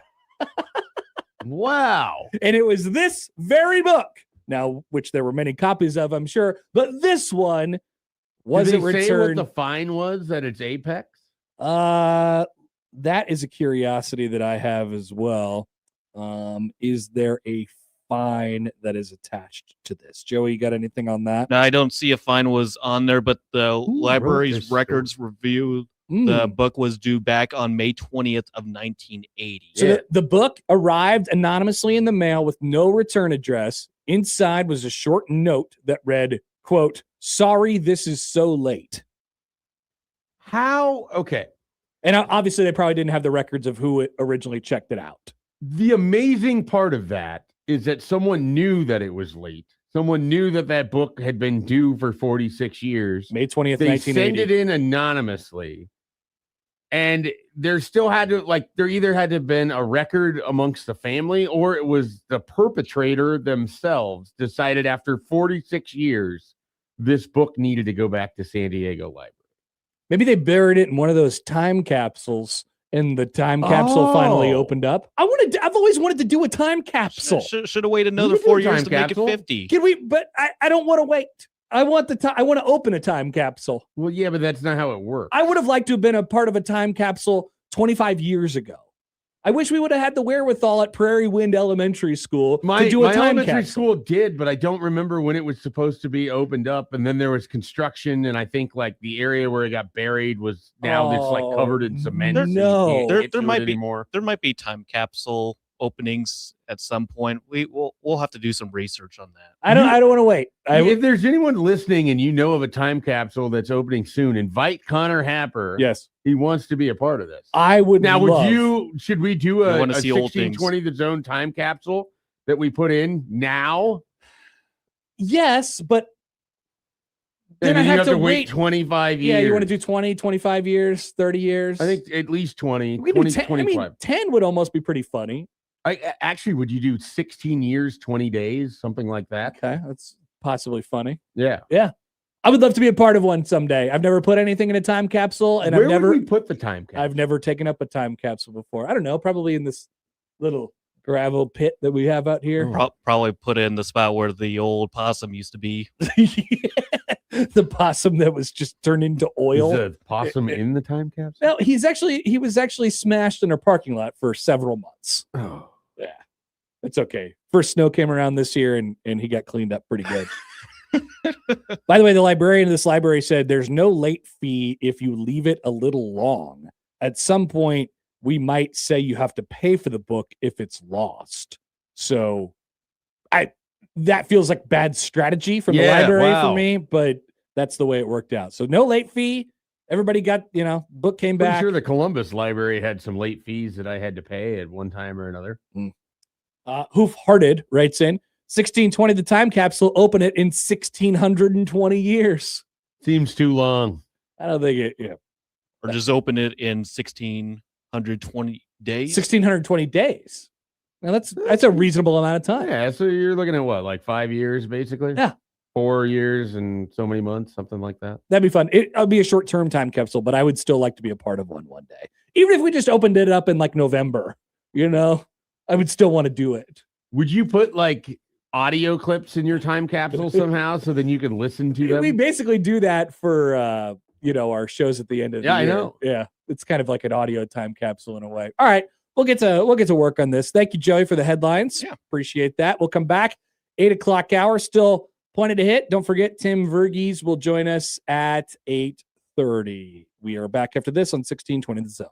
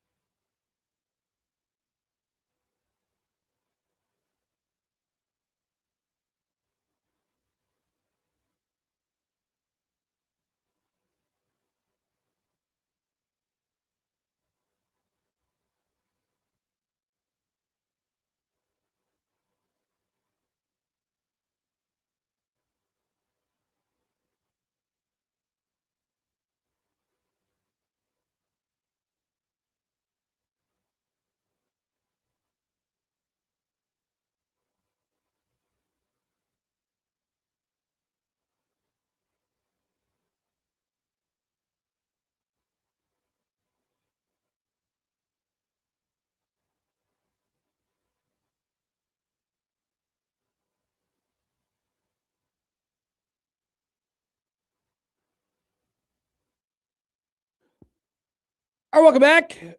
Past 8 o'clock here on Happer and Schaefer on 1620 The Zone and on 1620thezone.com. Good Monday morning to everybody. Stay warm, please. I'm looking outside and it looks very pleasant. There's hardly any cars on the road. It does look pleasant. It's a holiday for some. The sun is rising. There's a calm about it. And then we had to experience this coming into the office this morning. It is very cold. 3 degrees, probably feels like -10 or something like that, with some wind coming out of nowhere. I honestly didn't notice it at all on the drive. You're just in your car. You get, if you're. What about on the walk, walk? on the 10-step walk? No.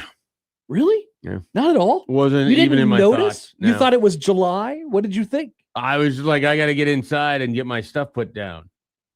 That's all I thought.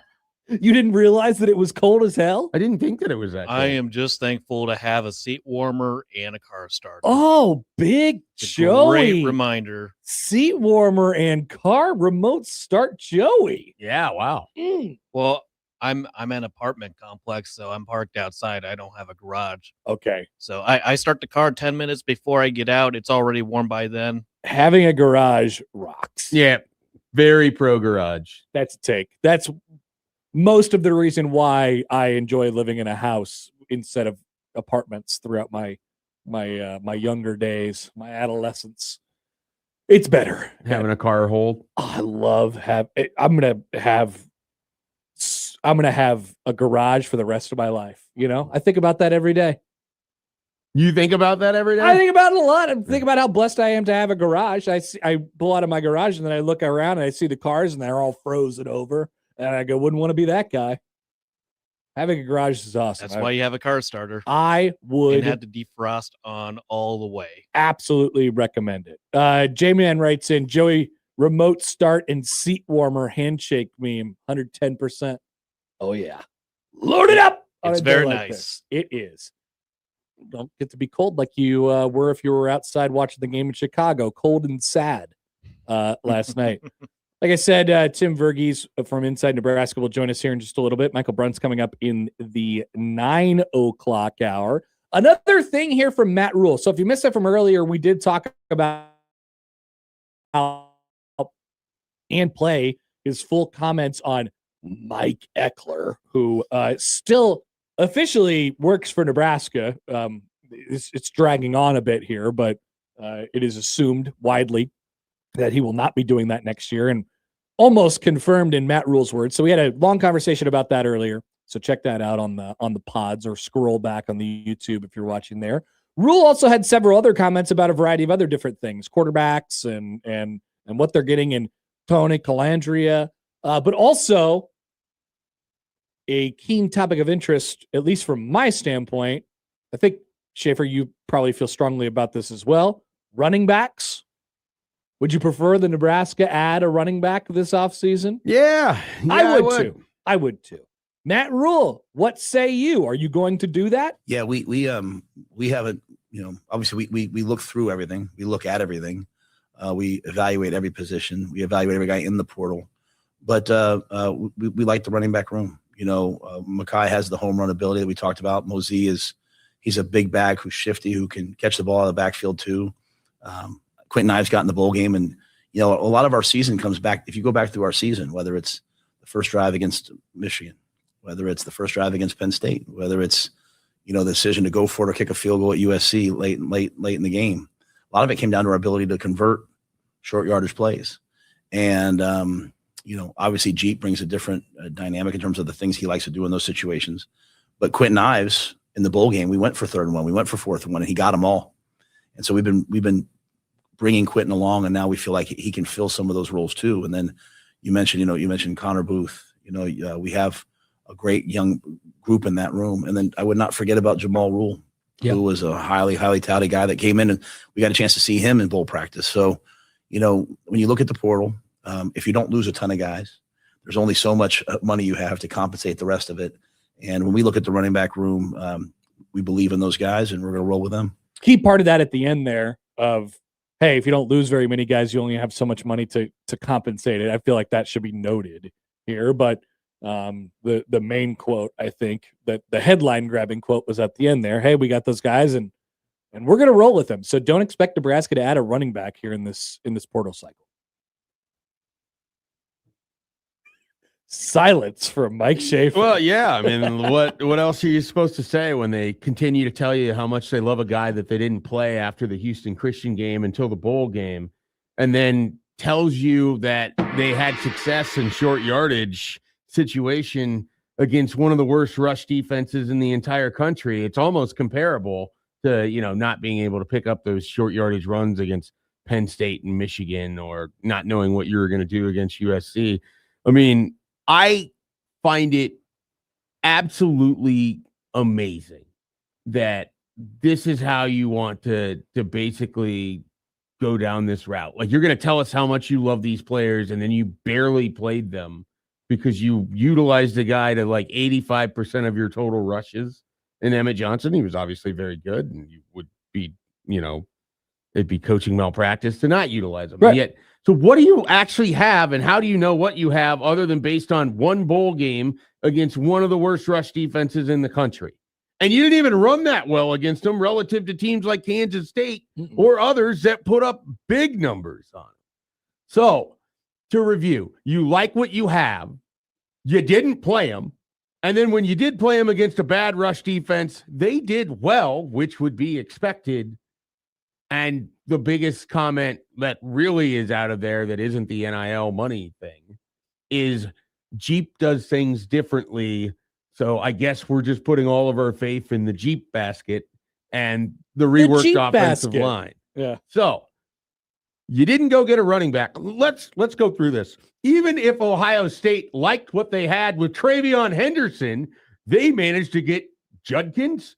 Oh, I don't know. Maybe other teams around the country have competitive running back rooms and they still go out and add running backs to them. That would make them an even better room to give them more options. So they're not playing people that the staff purposely didn't put on the field in games against Power 4 competition. Stop insulting everyone when you talk like this. It's dumb. You also put so much on, like, now we have to talk about Quentin Ives, and I get tired of this because I feel like we're just picking on him constantly because the staff can't not talk about how much they love him, and then they never play him. It's dumb. It's insulting, and I find it stupid. And here we are again with Nebraska's running backs. I will say this. They End of rant. Yeah, I gave you a rant gone earlier, but go ahead and bang that thing again. They have fallen. I mean, I don't feel like it's that crazy to say that they fell backwards into the Emmett Johnson situation from this past year. Even their starter for 2 years. Right. And he ended up being their best running back in both of those years. Right. Which makes you feel what about their ability to evaluate their own talent? I didn't see Emmett Johnson's 1,500-yard season coming this year. Right. I thought he'd be good. I didn't think it would look like that. And so I guess the issue and the rub is like, people will look at that or depending on your perspective, you could look at that and say, well, that is just a misuse of him before he had the season he had this past year. And what they might try to tell you is, well, we're going to try and do the same thing this year that we did with Emmett last year, which is he waited. And then when he finally got his chance, bang, it was go time for Emmett Johnson. You don't have the just same... like it's going to be go time for Quentin Ives, and it's going to be go time for Isaiah Mosey, and it's going to be go time for Mekhi Nelson. I don't believe that. I think that's what they're trying to tell you basically is this happened because of the way we developed them behind the scenes. I don't know. Once again, I don't know that I believe that, but you could certainly make the case that that's the way it played out. I just don't know that I see that from any of the people on the roster still remaining. And that completely takes out the thought process of, well, we could have gone out and got a guy in the portal just to make sure. They didn't get anybody. They didn't get anybody. They could have got a star. They could have got a second level guy. They could have got somebody to just throw in the room with them to have more options. I think people would have taken anything. Yeah. And they didn't do any of those things. And here's what sort of drives me nuts. And this is when I talk about like the hubris that Nebraska seems to operate with because they just think that they're smarter than everybody else. They don't have a running back in this room outside of Jamal Rule that was recruited by another Power 5 team to play running back. Isaiah Mosley was a wide receiver that they converted to running back because they didn't do a good enough job filling the room to begin with coming into this season. And so now you're looking at Mekhi Nelson, who fairly certain didn't have Power 5 opportunities, or he wouldn't have ended up in Nebraska in the first place. He was at a prep school, ends up in Nebraska because they had room for him because they missed out on other running backs in the same class. You have Quentin Ives, who was recruited by Monmouth. Full stop. Only school. Nebraska, Monmouth. Where's he going to go for college? I don't know. Might be good as a 15-2 upset in the NCAA tournament. Connor Booth, great running back for Bishop Neumann, not recruited by anybody other than Nebraska. We'll see what he is. He didn't play this past year. I thought he looked good in practices. I'm intrigued by him. I don't know what you're going to get there. And then you have Jamal Rule, where Nebraska basically beat out Michigan State, Virginia Tech in the summer for him. There's another Boston College was the other program. So, I mean, you look at those three teams and the seasons that they had and the fact that all three of them fired their coach, I think. Yeah. So this is Nebraska's running back room. And maybe it all works out. But no part of you is like, we have this portal. We can go get somebody. There could be someone that could help out here. It could be a backup from another team. It could be an FCS player moving up a level. It could be a number of things. You didn't have to go get a star necessarily. No, I just think anybody to throw in the room. You had an All-American, and you did nothing with it for the follow-up season. Not a single thing.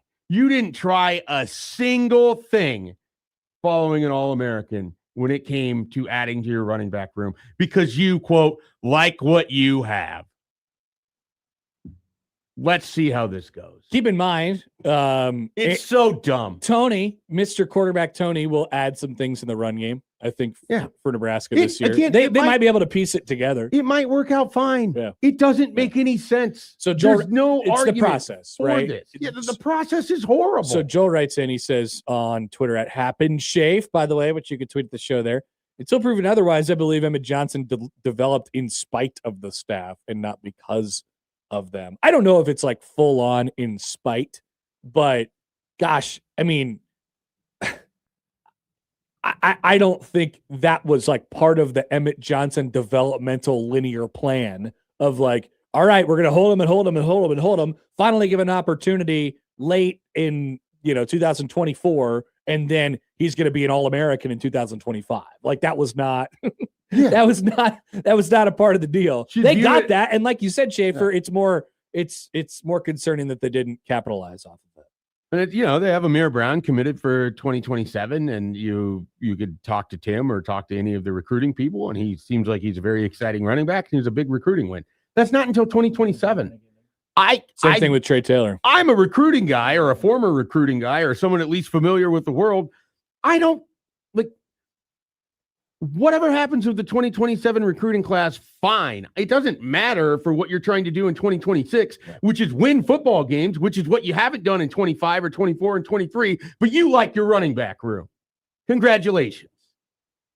So stupid. I want to take a call here in just a second, but I also want to bounce this off of you real quick. What do you think about this? According to some NFL people right now, including I first saw it from Tom Pelissero, the Bills fired Sean McDermott. What do you think about that? The Bills, and this is now Schefter, Bills fired head coach Sean McDermott, per source. Kind of wild. Wow. Kind of wild. That was fast. I mean, there's been rumblings. Like last year, there was kind of like I remember, groundswell of it. It makes you wonder if they have their eye on someone specifically, or if it's just like we need to do something new here. Yeah, maybe there's a little bit of that in there too. I think it's they're due for a bit of a retooling. I think the thing that fascinates me is if I was a team that had a job opening, I don't know that I'd be like, I really want Sean McDermott, and all he's really done is win. Alex Lincoln says Harbaugh took a job too soon. Yeah, that would be a great spot for Harbaugh. Wow. Although I think the Giants thing is okay. Yeah, no, I think he's fine there. Yeah. Stefanski? Should we ask Matt during the crossover? We are a Stefanski show, and the midday show is not. Anti-Stefanski. They are very anti-Stefanski. All right, quick phone call here on the Prairie Flower Casino Zone hotline. Here's Tony. Hey, Tony, what's going on? Hey, guys. Well, now I'm going to pivot. roughly, I mean, I'm not going to go way away from what I was going to say, but it's going to hint what I was going to say. So you might be saying, okay, well, why did the Bills fire McDermott? Because maybe what happened a few years back when the Bills lost in 12 seconds, they became snake bit, and the coaching staff, the players changed a little bit, but that particular head coach, still the head coach, quarterback, still the quarterback, not going to get rid of Josh Allen, but you don't have the guy. So you guys are talking about the running backs room today, and I don't think that's the only problem we have. But nothing really was done. There's no real big make you take a gasp and say, okay, now we're gonna replace, our premier running back. It's not happening. It seems like we're staying very status quo, very, very much mediocre, very much average, which next year might not get us to a bowl game. And we're going to continue to get ourselves embarrassed by Iowa, Minnesota, possibly even Purdue. We're not even on Indiana's level anymore. And that's how do you say that? So we have to deal with this for 3 more years. I don't think Rule can go anywhere. We got ourselves in a corner. But I like what the Bills did. They kind of had to do what they did. It sounds crazy to maybe people outside of their organization. But right now, Nebraska is in that ballpark where the people that we have down there, through no fault of anybody's intentions, were good. But right now, that's what Nebraska is. It's the program looking from the outside in, no shot, no chance to get there unless a miracle happens, which I don't think is going to happen. But that's why the Bills did what they did in Nebraska. I hate to say it, but we are stuck with mediocrity for the next 3 to 4 years because of buyout. I hope I'm wrong, but what you guys are talking about doesn't sound like we're heading in a direction that's making us trend towards an Indiana. Heck, even in Iowa. I'd like to get to Iowa right now. Yeah. So anyway. Thanks, Tony. Good morning. Yeah, appreciate the call. Thanks. I think one more thing I'll say about this before we take a break and get to Tim here, but this is not, if you look at this from a big picture program perspective, this is not because of something that Nebraska lacks, that they're just inherently lacks, that they're just not able to put this thing together. And Schaefer just ranted about it. This is a choice that Nebraska's coaching staff made. This is a choice that they made. This shouldn't be looked at as Nebraska's in this dead end position from a program perspective or whatever because of this, and this. They made a conscious choice to not improve their running back room with more personnel this offseason. Just like they made a choice during the season to not play the guys they like so much, right? Because you don't have a whole lot of evidence that these are running backs that you can count on when it truly matters. And I get it could work really well for Isaiah Mosey. It could work really well for Mekhi Nelson. None of that means the process to getting here was good. Right. None of that means that they've done what they probably needed to do to put these people in positions to be as successful as they could be. It just means that they're hoping that a revamped offensive line can carry a running attack with a rushing or a more likely to be a rushing threat at quarterback. Statistically, it could go well. What I don't like is I don't think it makes your team any better. It doesn't make the room any better. And I don't think it's going to lead to more wins. So what are you getting out of this? You didn't have to spend money at running back. But what did you spend the money on in the portal? Yeah, that's the other thing. Is it all offensive line? Because we know it's not defensive line. Yeah. This has not been anywhere close to what the plan was coming in for the offseason. It couldn't have been. Definitely this not. Could not have been how they looked at the roster and thought, well, we won't have to get better here, here, and here because we're already good. Not hanging the offseason banner, offseason national champs banner, at least not as of right now. All right, let's take a quick break. We'll have more on this with Tim Verghese from Inside Nebraska. That's coming up next here on 1620 The Zone. But first, a word from our friends at Underdog Fantasy, where we have reached the championship stage of football. I call this upcoming weekend the last weekend of real football that we have. You can make picks and win money on those games right now in Nebraska with Underdog. Playing on Underdog is easy. Just pick if your favorite players will go higher or lower on stats like touchdowns, rushing yards, receptions, and more. I know many Jarrett Stidham fans, higher or lower on his numbers for this weekend. That is just one of the options for you. Get those right, and you could win up to 5,000 times your cash. So what are you waiting for? Download the app today and use promo code Happer1620 to score $75 in bonus entries when you play your first $5. Promo code HAPPER1620. Underdog, make picks, win money. Must be 19 plus and present in Nebraska.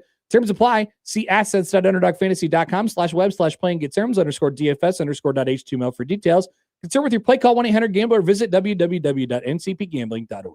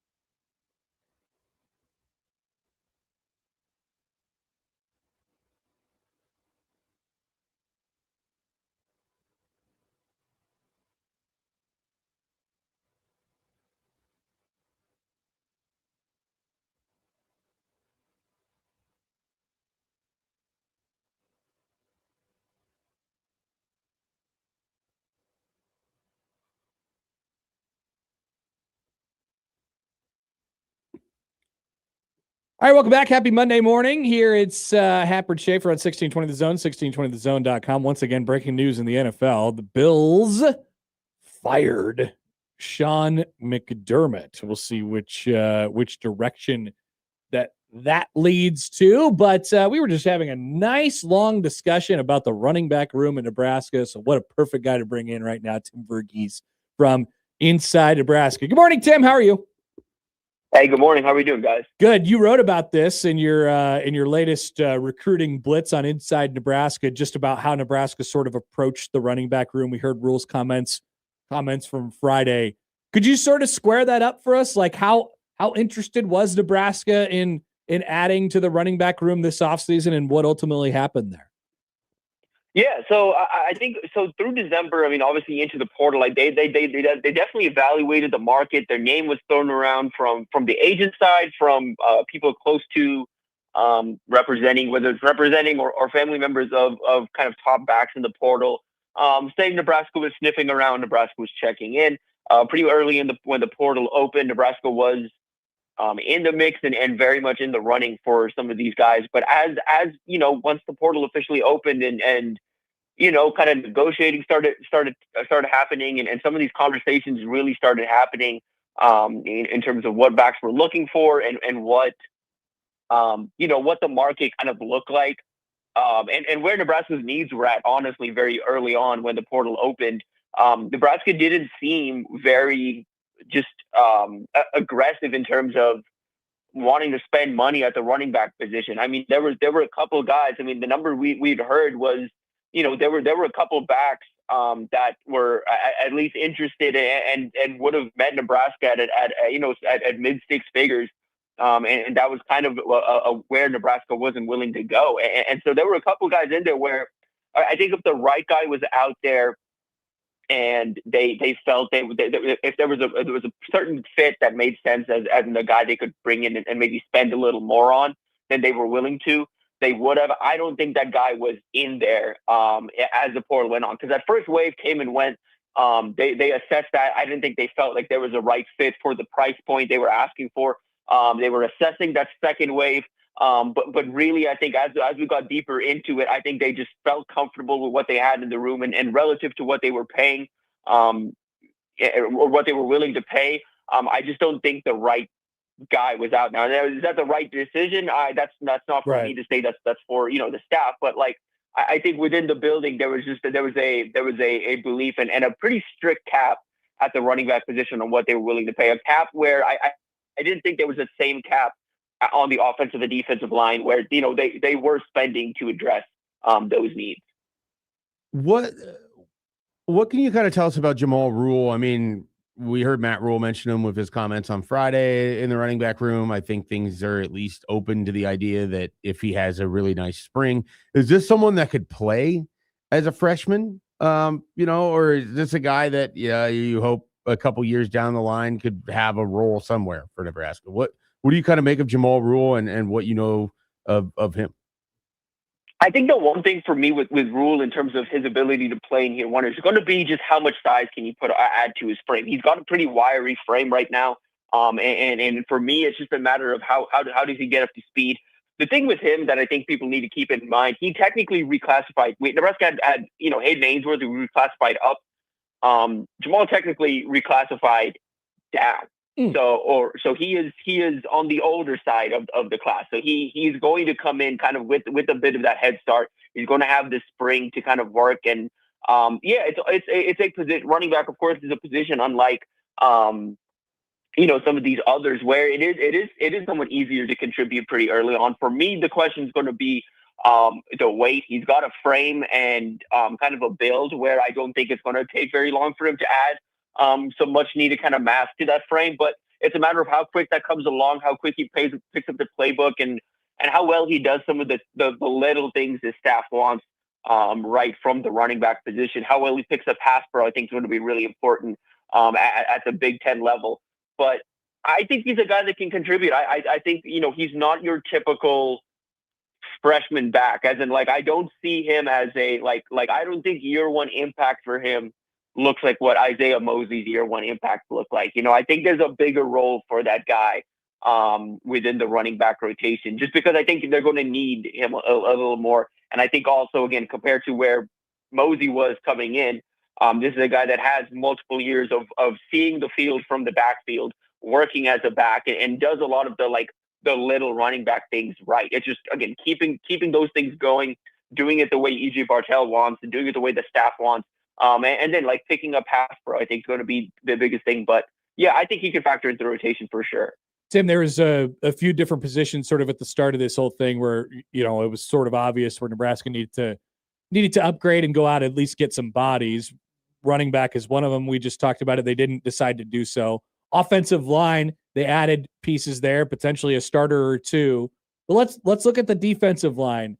In totality, and it's not over, I suppose. You never know what pops up over the next couple days. And then you also have the very fluid situation with Berberia along the defensive line. How did it turn out there for like, did they do enough from your perspective along the defensive line to fortify that room?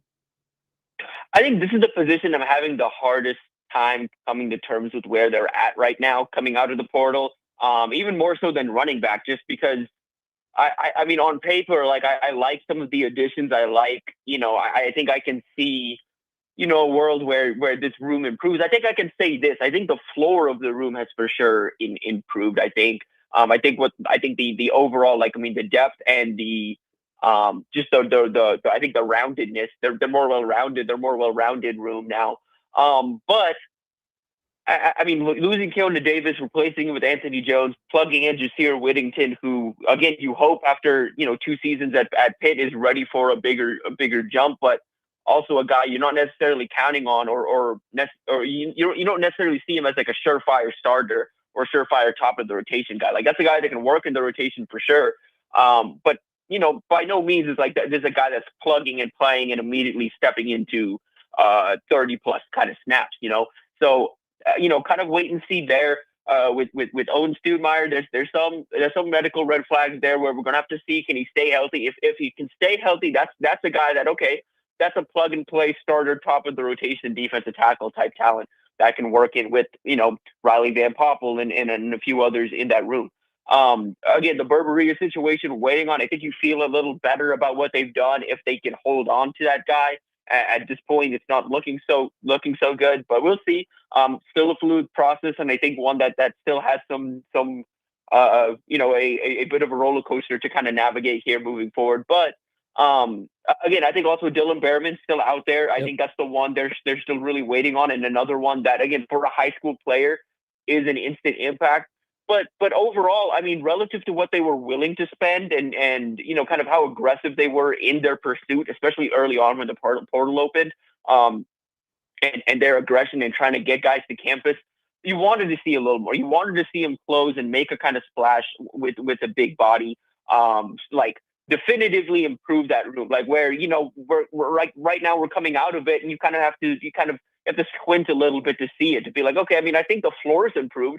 I can see a world where the defensive line plays better in 2020, 2026. And I do think they've improved the linebacker room and the defensive back room. I think those two rooms have improved through the portal. But the D line room is one of those things where I just kind of have to squint right now to see it. And I think a lot of people didn't expect to be here kind of when the portal, like they didn't want to have to squint to see it coming out of the portal. Tim, is Nebraska largely done with their additions now? I mean, we know the portal is closed. We're getting close to the start of the semester. I think is that what, tomorrow? It started. It started last week. Okay, so then I mean, I don't know. Is the last day to enroll tomorrow? Like, last day to enroll is tomorrow? Yeah, so we're up against it here. So is there much left for Nebraska to kind of pursue? I mean, they're still, there's the Cody Haddad still out there, transfer safety from Ohio State, kind of one of those guys you take regardless. He's a young safety, athletic safety, and one of those like multi-year guys where, you just kind of take, but we'll see. He was at Tennessee over the weekend, has a couple other visits planned considering Tennessee or Iowa, Texas A&M, Nebraska as well. Again, it's one of those things. Nebraska has to probably get him in town today, if not tomorrow morning, and try and make this happen quick if it's going to happen. But I do think you're going to see some summer enrollee portal guys, not necessarily for Nebraska, but you're going to see some summer enrollees just because you're about to walk into a month-long dead period in Feb. You're going to see guys take visits into March that are still out there, still available.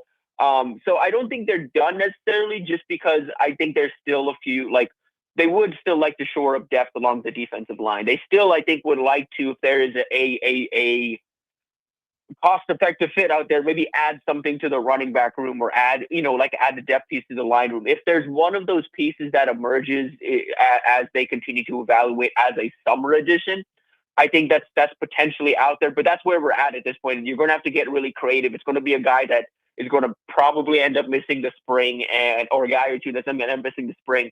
And again, you're just going to have to get creative from a, like, how is this going to work eligibility-wise standpoint for a guy that's going to essentially miss a semester of school? Like, is it going to translate from this previous school?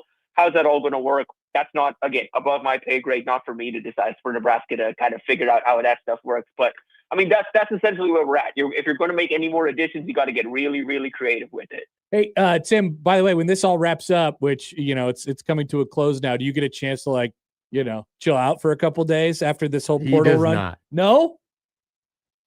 No, I mean, we're going to have a pretty big visit weekend here at the end of Jan. Feb, at some point, I'll probably take a couple of days off or something, but we'll see. I always say that, and then I don't. That's the way I know it works. that. There's always something. Tim, we appreciate all your hard work, man. Nice job. Thanks, and Tim. We'll talk to you later. Is there a talk soon? Inside Nebraska's Tim Verghese. On top of it, his latest portal update is at the top of the page and Inside Nebraska right now. Pretty good. Fluid situations. All Tim across was the board. pretty good. Nebraska's portal, I don't know if we would say pretty good.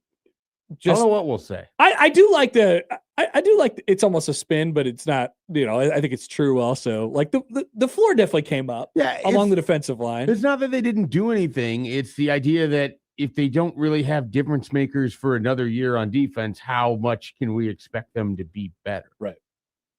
Can you create them? Right. That's sort of like everything that they've done in the portal has largely been fine. It's just, I don't know that they've done enough. And then you're sort of hoping that what you have on the roster improves too. So we'll find out. All right, let's take a break. Schaefer wanted me to see a tweet, and I have looked at it, and I have thoughts. Okay. So we'll do that. Also, we'll preview the national championship game. We'll still have to talk to Michael Bruns. There is plenty to come here on Happer and Schaefer on 1620 The Zone.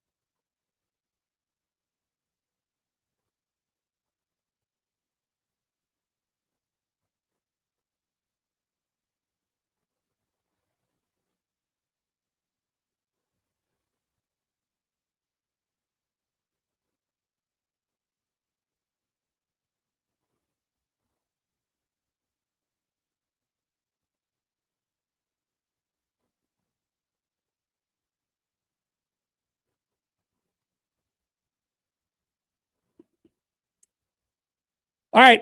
Welcome back. Happer and Schaefer on 1620 The Zone and on 1620thezone.com. Hope everybody's staying warm out there on this Monday morning. Our amateur traffic report from 50th and Dodge.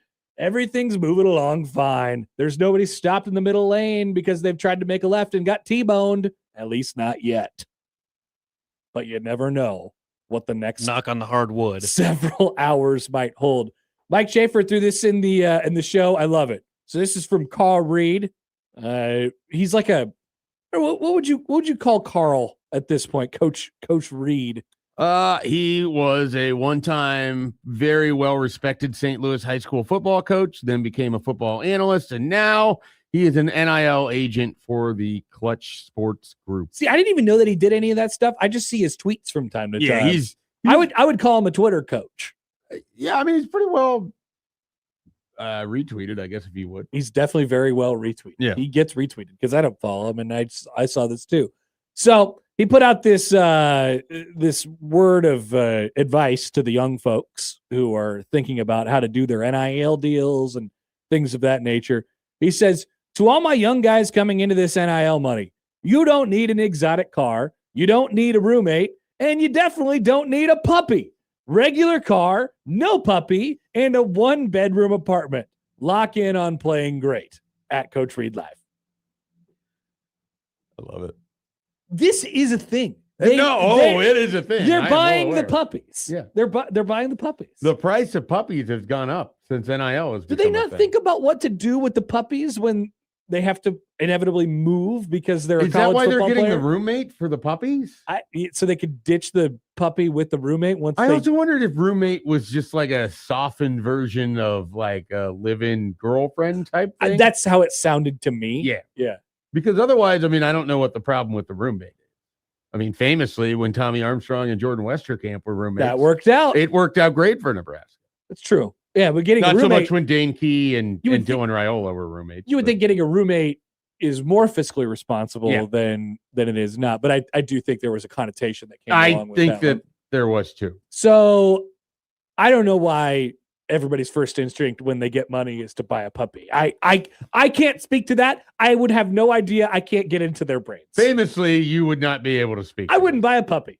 Yeah, Period. I wouldn't buy a puppy if I was the richest man on earth. Look, I would love to have another puppy at some point in time. I don't know when that's going to be, but also I'm not trying to play football at a really high level. And I certainly wouldn't have wanted a puppy when I was in college because you're busy and never around. And a puppy requires you to not be as busy and to always be. Yeah, the whole point of being in college or being a young person in general is that you can move around in And any way, explore shape, freedom. or form. You could be wherever you want, whenever you want. It's beautiful. There's nobody that's relying on you for things until a puppy shows up. The puppy shows up, the puppy needs you. Yeah. And then all of a sudden definitely you're needs paying for a puppy sitter or a puppy daycare or something like that. And then you have spent way more money on this puppy than you ever intended. Yeah. to. So the reason I included this, one, because I found it somewhat comical. Two, I wanted to know like what 19, 20-year-old Connor Happer would have spent his NIL money on. Okay. So You gotta go back to like I had to put myself in that brain because right now would be a lot different. You know, right now would just be a lot different. I don't think that I've never been like I need to have a nice car guy. Yeah, I never been a car guy. I like having a nice clean car, but I Sure. can keep whatever car I have clean. Sure. Just have a car that drives you from point A to point B. That's Yeah. what matters. I want it to be have nice. you'd sign up for the car wash thing, so you would just have the subscription for that, maybe. That would be good. I'd probably do that if I didn't. Maybe you have could make an money. NIL deal with a car wash that you would just get it free. Maybe I could just buy a car wash like Walter White and oh, launder my Now you're NIL getting into money. money laundering? Launder my NIL money through it. I don't know what it would be. I think it would be food related, but if I'm a college athlete, especially like at Nebraska, I mean, I have Yeah. all of the requisite, ability to get the food that anytime I want. So but my first thought would be like, if I was me and I wasn't a student athlete, but I just had all this money that I came into, it would be, new ways to to new kitchen gadgets, things like that, to a panini press. Yeah, I'm thinking more a fryer of some sort. like 20-year-old you would have been as interested in this too. This is exactly what I did when I was in college. Okay. I had an air fryer, like I had a real fryer, like You had a fry daddy? I had a fryer and with oil, and it was horrific, but I fried so much. In your apartment? In my apartment, in any house that I lived in. Thankfully, you didn't start any fires. I didn't start any fires. That's good. No, I just gave myself a stomach ache several times because I didn't cook mozzarella sticks all the way through. But that was sort of it. I don't know, like a nicer place to live than all my friends. I would have spent way too much money on like a theater style setup for like a TV with the really nice chairs and all of that. Like that, I know myself, I would have spent money on that for sure. That would have been a big part of it, but not the car. No, definitely not the puppy. Not a puppy. I'd like a private chef. God, that'd be so good. Cook me some of the best They meals. have that at the training. I know, table, that's the thing. It makes it hard. But if I'm not an athlete, I would like private. Sure, yeah. Well, yeah, this is just like, what would you do if you won the lottery? But this is specifically 19, 20-year-old you as an NIL gifted athlete. And Happer wants to make Moz sticks. I do. I really wanted to make mozzarella sticks because they probably wouldn't make me mozzarella sticks at the training table. They'd be like, Well, if they did, they'd report it like narcs back to the coaches, and you would basically get yelled at. Yeah. See, I don't want that in my life. Yeah. So they can't come to my house and see my mozzarella and see my fryer. But then I would go into the training facility the next day and be like, hey, you smell like oil. And I'd be like, well, I went to the bar last night. This Sorry. now makes me wonder how often the coaches have to visit the players where they live and then just do you have a fryer? Pretend not to see many, many items. Are you making mozzarella sticks? What else are you doing in here? Is that a puppy? It's ridiculous. So I don't know. I wish I had a better answer for you, but it would just be like kitchen gadgets. Yeah. This reminds me of like interviewing Rex Burkhead after he got to do a Best Buy shopping spree. Best Buy. The Capital One bowl that they went to, and they lost to South Carolina. And his response was he got himself a new electric razor. You get like this $500 shopping spree. You guys are getting like the Xbox or the PlayStation or whatever. He picked out a $40 razor. That is a great move. Like, I appreciate how first of all, how Rex did it, but then how the non-Rex Burkhead people did it, which is like, they give me $500 free to Best Buy. I'm going to buy the most absurd thing I possibly can. Like the stuff that I wouldn't buy with my own money. Yeah, and that's what you could do with an NIL thing too. That's true. That's true. You any more thoughts? You're just stuck on these Moz sticks. Like a trampoline. You would have gotten a trampoline for your apartment? For outside. I mean, maybe I get a trampoline for the whole apartment complex. I would have splurged for a duplex and then put my trampoline in the back. Yeah, there you go. Now we're talking. And then, of course, you would, jump off of it wrong and break an ankle. Definitely. They would not allow my trampoline. Just like they wouldn't allow my mozzarella sticks, they would not allow my trampoline. I have a picture of you just jumping and eating your Moz sticks. Couldn't be happier. Not a care in the world. Tickets to a great sporting event. Okay. A baseball game. Game 7 of the World Series. That happened when I was like 22. Yeah. Did you have tickets to Game 7 of the World Series? I did not. I went to the 2014 American League wildcard game, which is the greatest game of all time, and that was it for the postseason. Oh, that's right. Where that's going to be whenever that day comes around. We're going to have a remembrance of it. September 30th.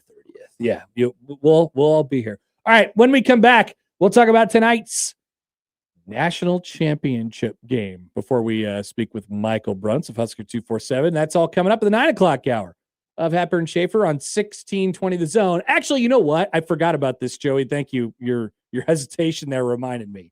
We have tickets to give away. Let's give away some Omaha Supernovas tickets.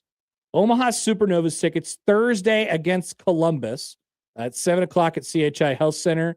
We have a couple of them to send your way right now. 2 tickets. Be caller number 3 at 402-951-1620. Caller number 3, 402-951-1620 is going to win 2 tickets to the Omaha Supernovas game on Thursday at 7 at CHI Health Center.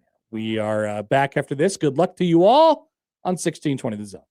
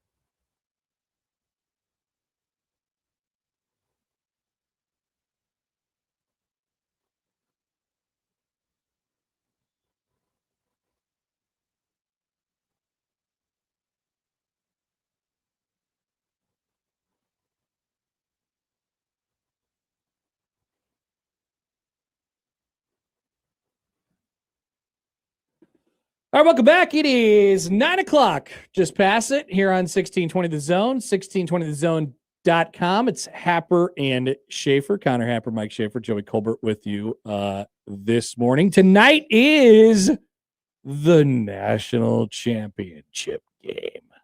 Indiana is at last check, a 7.5 point favorite. I think when we left you on Friday, they were in the neighborhood of 9.5. I wanted to say it was 8 because remember we talked to Max and he was sort of surprised by the number.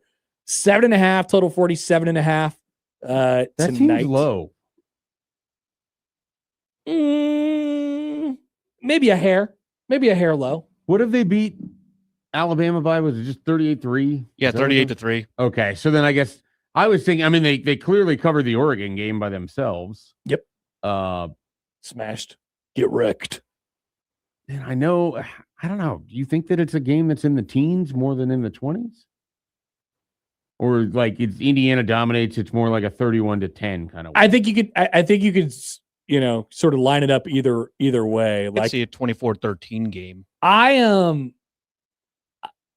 I mean, matchup wise, like I cannot wait to see Miami is going to have to slow the game down quite significantly in order to get where they wanted to get to. So if we are in the teens, if we are in the low 20s, that's probably advantage Miami, even though I have a lot of confidence that Indiana could win that type of game too, because they did against Ohio State and Iowa and all these other teams, throughout the last couple of years here. But Miami's strength of their team is their defensive line. But Indiana's offensive line is obviously really, really good. So that's a fascinating matchup that I can't wait to watch. I would think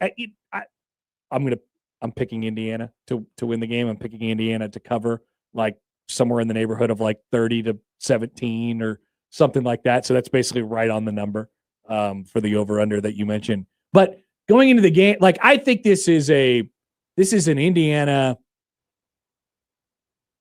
kind of coronation tonight, right? Like this is the story of college football. This is probably the story of sports. I love when we talk about Indiana sometimes and we're like, wow, this is crazy. They're not a power in college football. And this is this whole new era of college football where everything, the deck has been restacked and anybody can win a national championship. I think when we look at it from that perspective, it does not give enough credit to this. No, Indiana is not a power in college football. In fact, they have largely been, throughout their history, the worst program in college football. They have the most losses ever. Did you know that? They have the most losses out of any program ever that has ever existed. This team is about to go undefeated and win the national championship. This is not just a non-power. This was a desolate wasteland. They have never accomplished anything. They had won 3 bowl games ever prior to this season, when they have won 2 in this season, and they're about to win a 3rd tonight in a national championship game. They won a Big Ten title 60 years ago. This is absurd. And I feel like that part of it probably weirdly doesn't get talked about enough. Yeah, no. And because people want to make it about a big college football thing and and I'm like, dude, this is absurd. What did to kind of go along with that? I have the similar reaction to whenever I hear from people like, oh, well, we just have to hire our Kurt Cignetti. And it's like, no, he's so good. There's one of him. Yes. And you won't just find another one of him. And it's not just as simple as he brought guys from James Madison and he did this or he does that. It's the all total package. It's that he's got his staff. It's that they all move in the same direction. And that clearly the way he teaches and coaches football and gets them to play is at a process that is not transferable with other people. If it was this simple, if it was this easy, it would have happened before. What we're witnessing is absolutely unique. It's the greatest coaching performance that anybody's ever seen. Certainly in college football. Yeah. I mean, there's nothing like this, and people want to compare it with other ones. And I just don't think there's anything comparable to this at all. And I understand Mendoza is probably going to be the number 1 pick in the NFL draft, but it's not like this roster is. Miami has the guys, or has a lot of guys where you're like, oh, he's going to go do this, and he's going to go do that. Indiana will have some of that, but it's also because they've been put in positions to be this successful because of the system and the coaching and everything else. That's it. Yeah. Like, it's truly remarkable. So it really is. I mean, yeah, I'm sure people are listening to this. They're like, what do you mean we don't talk about this? This is all we talk about. But like I just feel like when I hear the conversation about Indiana, it's what Schaefer was just talking about. And hey, how do we, did Cignetti just recreate college football? Because like, I guess in a way, but what he's doing is so unique and so above what anybody has ever seen in the sport of college football. Like just in terms of the unlikelihood and the actual performance of the team, it's the greatest coaching job that we've ever seen. And then when we talk about Indiana, we also, say, hey, look, all this is made possible by this day and age in college football. And so there's always this like glimmer of hope for everybody else. It's like, you could be Indiana too. Kind of like what you were saying before. I don't know what this looks like if Kurt Cignetti takes this job and the transfer portal doesn't work like it does. I don't know what this looks like if Kurt Cignetti takes this job and NIL doesn't look like it does. Like I don't know. But what I'm reading on paper and what I'm reading when I watch this team is they would have found a way to be this good because of how good of a coach he is. And I feel like we're just not jumping to that. We're not jumping to that yet because it's early and blah blah blah, and the story is because you don't want to frankly, believe that everyone in society missed out on how good of a coach this was by him being at Elon and then at James Madison and now Indiana. We just don't want to believe that these people who are tasked with figuring out who the best coaches are in the country could have just completely missed that this guy had been toiling away at it. And I don't know that he's won a national title at any of these levels either. I'm not sure. Like he was good at these stops, but this is his opportunity to, cement himself with an actual championship. And so it's a big deal. No national championships. So he is absolutely remarkable. Indiana is remarkable. And I'm glad this is the game we got. This is kind of what I wanted when Miami beat Ohio State. I think that early in the year, it's hard to remember because they lost those 2 games and we started talking about them differently. But early in the year, it was like kind of like, oh, Miami's a machine. Like, of course they're going to be making a deep run in the college football playoff. Then they lost to, Louisville and SMU? Yep. I think their 2 losses. And it was like, oh, well, the ACC, yada, yada, yada, not that good, blah, blah, blah. They barely get in. And then they physically just dominated. I know. All 3 of their games, 2 of the 3 games. Even though the game is in Miami tonight, don't you feel like though with them that I almost feel bad for them? Like this is an Indiana story. Yeah. Like it almost feels like it would be misjustice if Indiana didn't win tonight. They're that's the way I feel. I mean, they've been the best team all year. They're just the other team in the Friday Night Lights TV show that just happens to get beat for the title, but you don't spend any time on how they get there. Like the prism that I view it through, this whole, Miami's in the national championship game, sort of like surprisingly, obviously, they just barely got into the playoff. And the fact that it's in Miami, literally on their home field, is almost just an addition to the Indiana story, right? It's just like, well, when we retell this story about what Kurt Cignetti did in his first 2 years at Indiana, the capper is they went and won a national championship at longtime blue blood powerhouse Miami in their home stadium. That's the lens I view it through. Not like, oh, this is a cool thing for Miami to be here, which it sort of is. I mean, they were the 10 seed. If Miami won, would you regard it as a significant upset? Yeah, I think so. Yeah, I know there's other people that don't view this way. Yeah, they didn't get with the program, man. Yeah, I'm more like you with that, and I expect Indiana to win. I expect Indiana to cover, but I guess that's why they play the games. I suppose. I guess that's why they play the games. So I don't as far as the game is actually concerned. I don't know if Miami can. I just don't know if Miami could slow this game down enough to not screw up enough to keep Indiana's off. Like, are they going to be able to sustain? We're talking about 8, 9, 10-minute drives, just ramming it down the field. Like, can they do that? Can they somehow, take Indiana's pass rush out of the game? Like, that's going to have to be the story for Miami tonight if they want to stay in this thing at all. Like, but I think that was the same thing for Oregon a couple weeks ago, and Oregon throws a pick 6 in the first play of the game, right, and the game is immediately over. So it could work out that way too. Yeah, look, I expect Indiana to do it, but you just always leave the door open that maybe this is a Miami team where it all comes together perfectly. There is but one team of destiny on the field tonight, and it is the Hoosiers. Hoosiers. We'll be back. Michael Bruntz is our next guest.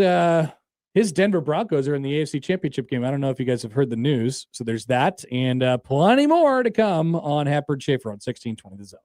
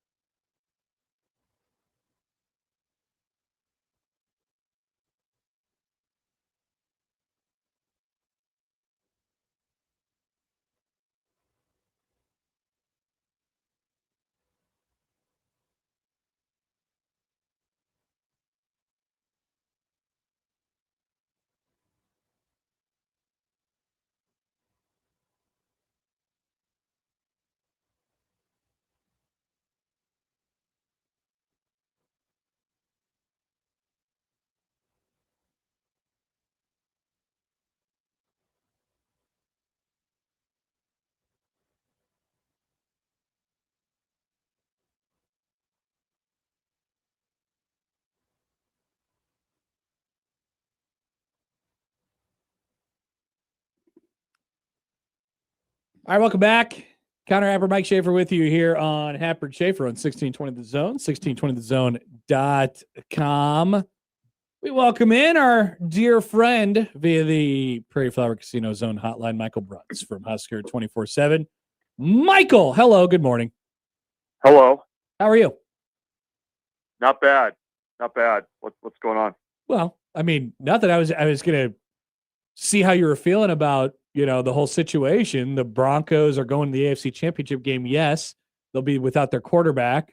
Like, are we trying to convince ourselves on watching some old Jarrett Stidham tape? Like, what's our status this morning? Yeah, I've been basically spent yesterday with just holding my eyelids open, watching as much Stidham film as I can. And I don't know. I have to believe that the performance of the other side of the AFC bracket was likely because they wanted no piece of him.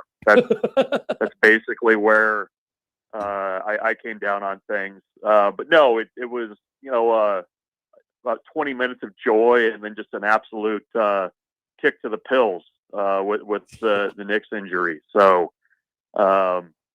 Yeah, I don't know. We'll see. I mean, it feels like it needs to be a rock fight. That Denver's at least got the defense to maybe do that, although they didn't show it against the Bills. So we'll see. I don't know. It's never easy, but we'll move forward. I guess it's better than your team being at home at this time of year. Well, yeah, so we'll see how it goes. like even though it's going to be the 1 and the 2 seed in the AFC, I almost feel like watching that Patriots Texans game. I almost feel like it should be a Big Ten West. I was hoping that it will snow just an absurd amount in Denver. Maybe they have one of those snow squalls or something like that. I don't know. Like, I just feel like that it would be deserving for this AFC title game in particular. Yeah, I wouldn't hate it. A little snow would be okay. I don't know. I've been also enjoying the hand wringing about how the NFL doesn't know what a catch is. I've been hearing that a lot from folks the last 24 or so hours. I mean, they've never known it, so I guess I don't understand how that's news.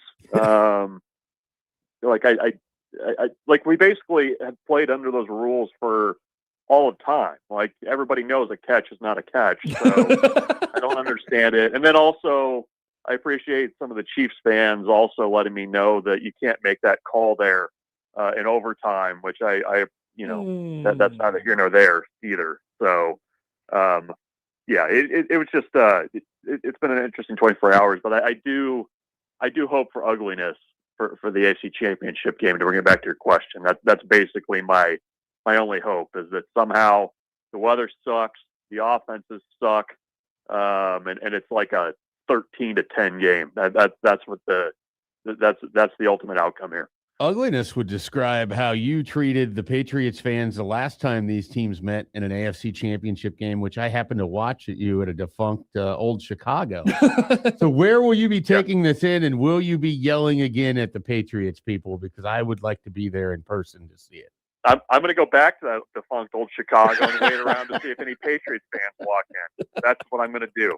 And strangely enough, I'm pretty sure that Terrence Knighton was actually playing in that game that we were at that old Chicago, to kind of give you a sense of how long it's been. But I thought about that. That the fact that they were playing the Patriots again in an AFC title game was not lost on me, or probably that Patriots fan that just probably wandered in a Tom Brady jersey, want a quiet lunch. You let him have it. He's going to hear a lot of Michael Brutz. Quiet lunch, did he, Mike? Nothing about it was quiet. Nothing about it was quiet. Nothing about it was lunch either. No, there was no lunch. No lunch was had. That I probably you ate his lunch. That's what happened. Yeah. No, I don't know if he'll be there. That same guy, but we'll see. I haven't made plans yet for the title game. Dude, it's like, I don't know. I just want to go eat some old Chicago. I just want to eat some deep dish. Just trying to eat the what was it, the 7 calzone or whatever. Yeah. The Chicago 7. The guys back here yelling at me about Tom Brady. Wanted a meat grinder. Can't go out anywhere in peace these days. All right, Bruds. Let's get to some Nebraska stuff. So, I mean, we had a long segment about it earlier. and I've asked another guest today about it as well. What's your thought on Nebraska not adding a running back in this portal cycle? Are you surprised that it ended up in this position? Because I don't know that we should be surprised just based off past history here, but it felt like Nebraska was probably going to go there and just didn't end up doing so. Yeah, I mean, is it a surprise? No. I mean, I think if you basically go back to everything they've said, I mean, it sounded very similar to last season when they made a similar decision. It's not the same though. Like, going into last year, you had Emmett Johnson who had, a more extensive body of work than basically Nebraska's entire returning running back room for next season. So, they've just kind of doubled down on it. And, I think that when you just kind of look at what's coming back, I mean, I like what Mekhi Nelson can be, that there's just not as much to go on as maybe what you saw, with Emmett Johnson going into this season.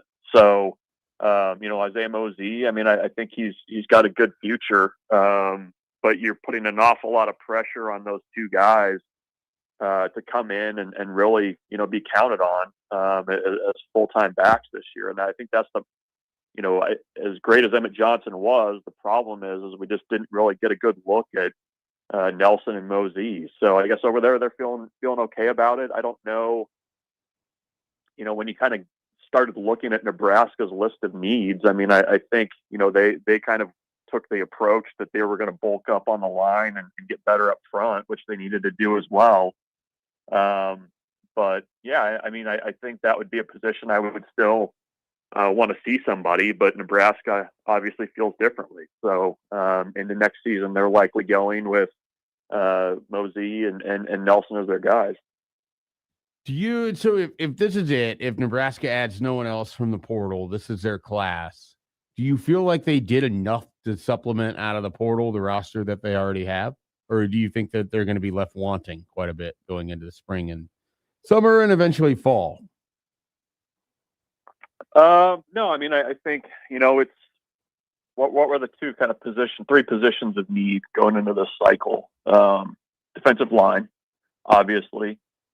I would have said running back. Linebacker would have been on my list too, but offensive line as well. I mean, I think when you kind of look at what they got defensive line wise, or what they're kind of trending towards, you probably would have liked another body in there, somebody with, a little bit more of a resume from another stop. And, I think when it comes to the defensive line, what you're kind of doing is kind of similar to what you're doing at running back, where you're really kind of pushing all the chips in on being able to develop the guys who are already in your program, because it profiles fairly similarly. I mean, I think they've got guys in that defensive line group that they like, but those guys need to take a huge step forward this year.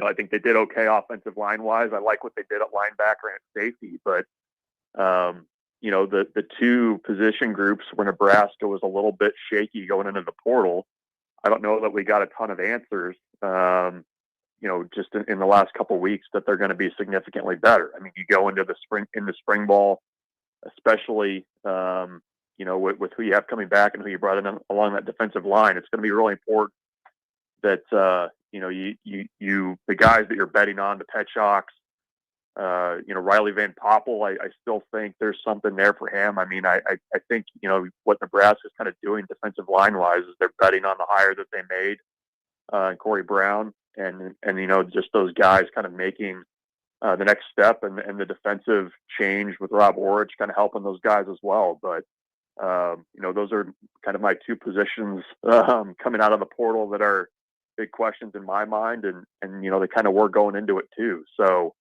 for me, it's kind of wait and see. But spring ball for both of those position groups, it's going to be really, really important, and now it gets to that point, I guess, of being a developmental program. Brunts, what are the chances Nebraska can replicate the success on special teams next year that Mike Eckler and his staff produced this year without Mike Eckler? Can they do what Rule said, which is, hey, we're just going to take, a lot of what he taught and transport it to the next year? Yeah, I mean, I don't know. I mean, like there's a wide berth between what Nebraska was between Mike Eckler, but before Mike Eckler, and then where Eckler had him last year. I think as long as you nail the specialist additions, and Nebraska has most of those guys back, the difference being the long snapper, I guess. But you can do okay there. I think the kind of the magic of Eckler, aside from just the teaching part of it, is just the energy. And that was kind of the thing that I think is going to be a little bit difficult to replicate. And all apologies to Brett Maher, but I mean, he doesn't kind of run nearly as hot as Mike Eckler does. So, I think with special teams, a lot of times, if you can get guys bought in there quickly, I think you generally have the most amount of success there.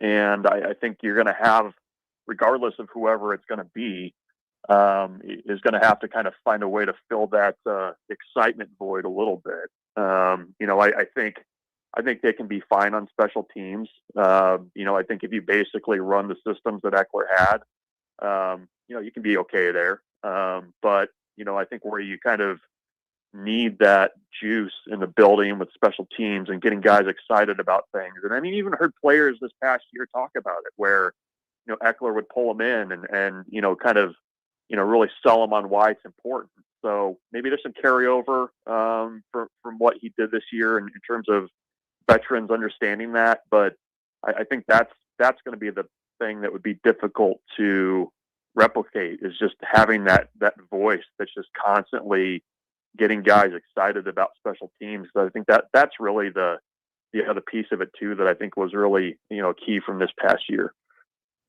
I like to throw these sort of questions at you and then limit you to just one answer. You're only allowed to say one name. You can't say multiple names. Radio guy now, yeah. Well, not just Classic now. Mike Schaefer radio guy. I would try question. to do this with the podcast, and you and BC would give 7 names for each question. But, so you get one. Most important player Nebraska retained. Portals closed. They kept a lot of guys, a lot more than I think any of us were expecting.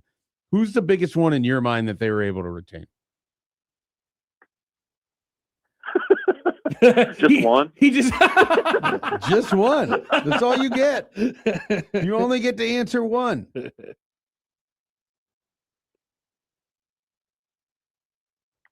I'm still here, by the way. I know. Yeah, I figured you we're gonna wait protested for by you. hanging up. Yeah. You want an off the wall one? I just want one. I just want the answer, Brooks. Give me the Just answer. one. Justin Evans. Nice. I don't think that's set off the wall. That would have been my answer as well. Really? Yeah.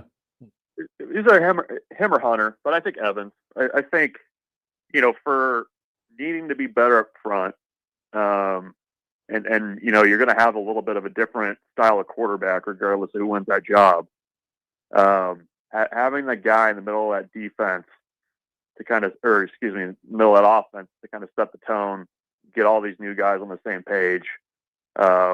He doesn't say much, at all, but he's a really important leader over there. And so I think kind of having that guy in the middle of the offense to drive everything was a really important retention for Nebraska.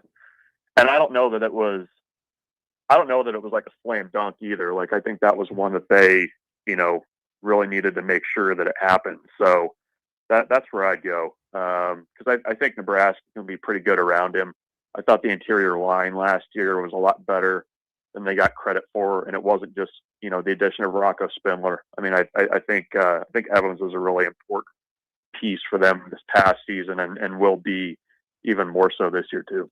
All right, Brunts, we'll let you go. Good luck maneuvering all the Jarrett Stidham stuff this week, and we will talk to you soon.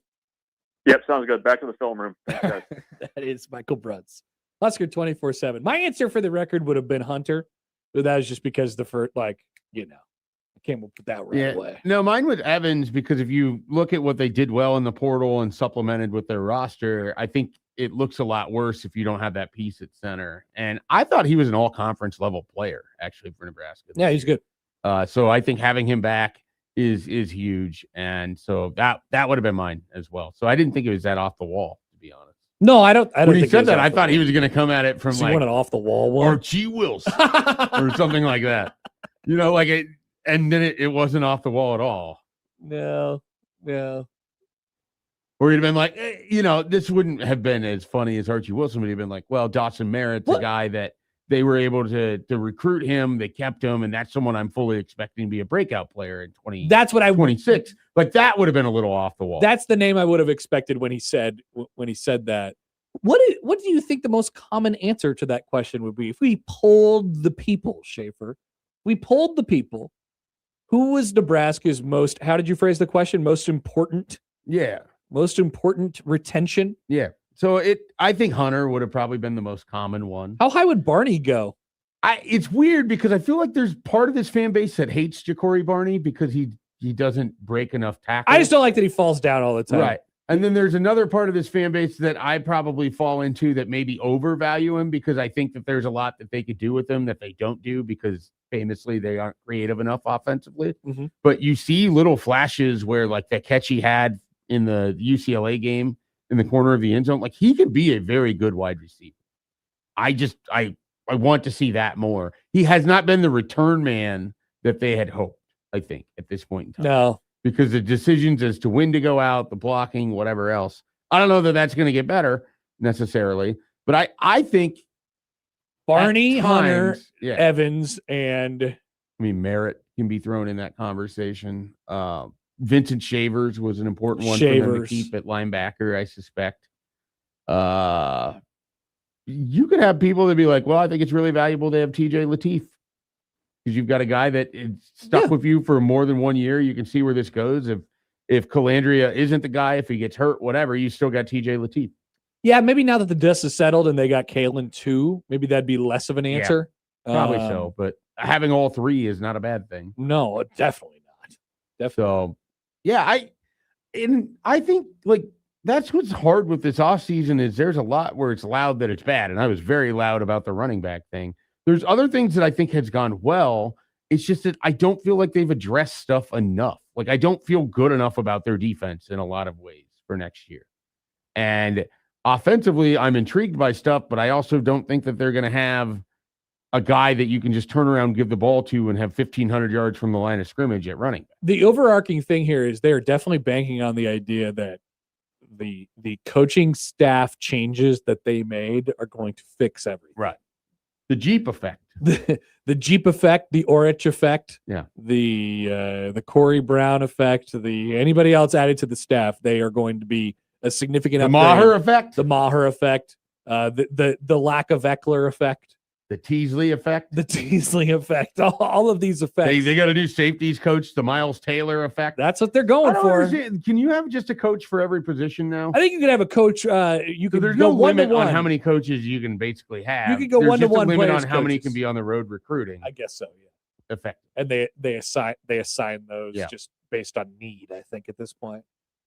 Yep, weird times in college football. All right, we'll take a break. We'll round out the show on a Monday coming up next on 1620 The Zone. But first, a word from our friends at Underdog Fantasy, whereas, yes, we were just talking about with our dear friend Michael, football playoffs are rolling on. Underdog is the best place to get in on all the gridiron action. You can make picks and win money right now in Nebraska. Playing on Underdog is easy. Just pick if your favorite players will go higher or lower on stat categories like touchdowns, rushing yards, receptions, and more. Get those right. You can win up to 5,000 times your cash. One thing I didn't think about for this past weekend is how much of an impact weather has on some of these games. So take a look, and maybe if it's a nice clear day in Denver on Sunday, you hit some of those higher. Maybe if it's a rainy, sleepy afternoon in Seattle on Sunday, you go with some of the lowers. It's all up to you, though, on Underdog, where you can take a look at any prop that you would like. So what are you waiting for? Download the app and use promo code HAPPER1620 to score $75 in bonus entries when you play your first $5. Promo code Happer1620 underdog. Make picks, win money. Must be 19 plus and present in Nebraska. Terms apply. See assets.underdogfantasy.com/web/play and get terms_DFS_.html for details. Consumer through play. Call 1-800-GAMBLER. Visit www.ncpgambling.org.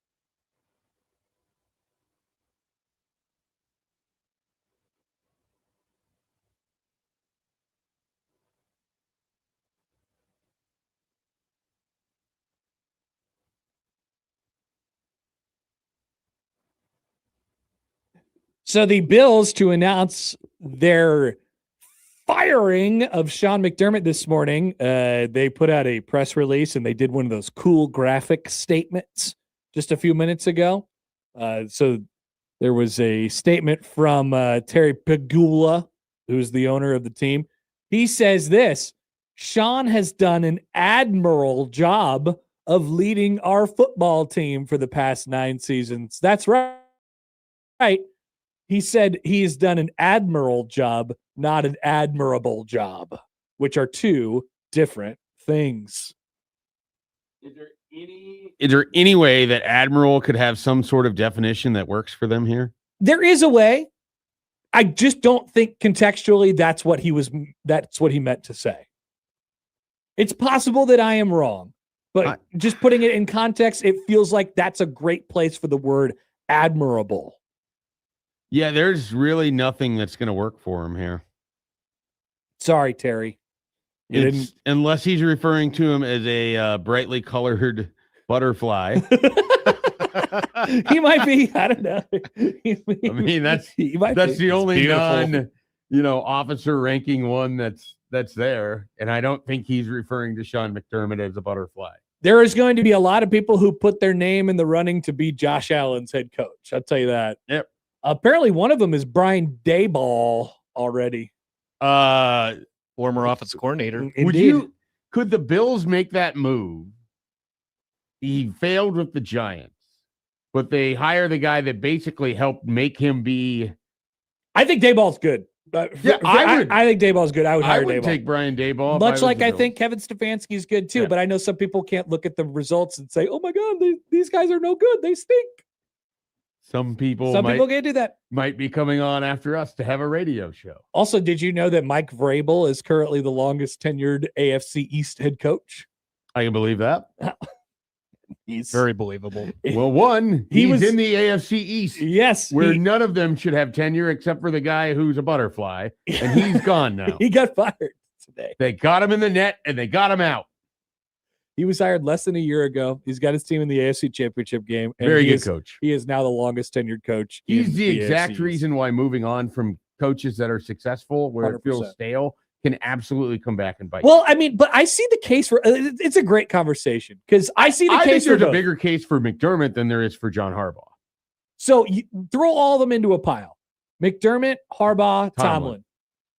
Stefanski, maybe 2. I mean, they just bottomed out. That one's harder because the Browns are a clown show of an organization. Yeah, but these teams we're talking about, playoff teams or 500 teams, or consistently successful teams who are 2 Super Bowl titles in there. Yes, and they all got fired at the end of this year because basically we needed a change of pace. It got stale. And we wanted to go in a different direction. If you really want to boil it down to something, they all got fired because this was the first year the Chiefs didn't make it to the AFC Championship game or the playoffs or anything else. And so the expectation was do anything more with it. Right. And so now it's like, well, it's time to move on. Certainly the case with that with McDermott. Yeah.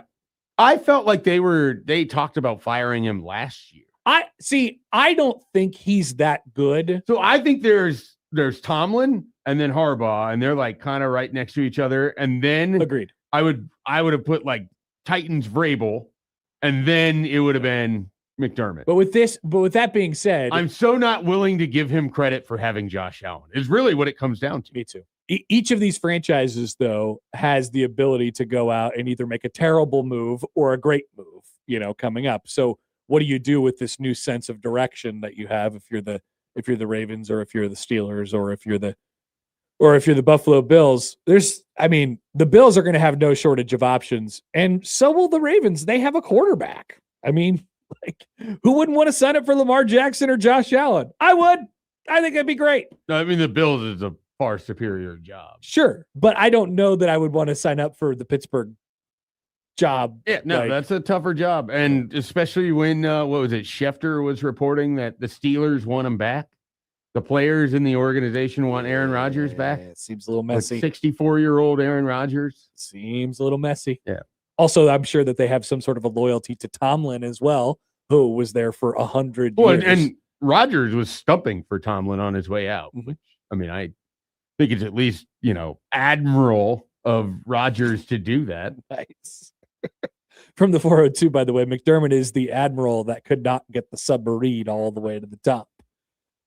I guess he did an admiral job. He did the job that an admiral will do. Was maybe McDermott was the admiral of the sub that went down and exploded because no, not that one. Maybe that was a submersible. Maybe that's the Bills. That was a submersible. The Bills are a submersible that blew up. I remember when the submersible day happened.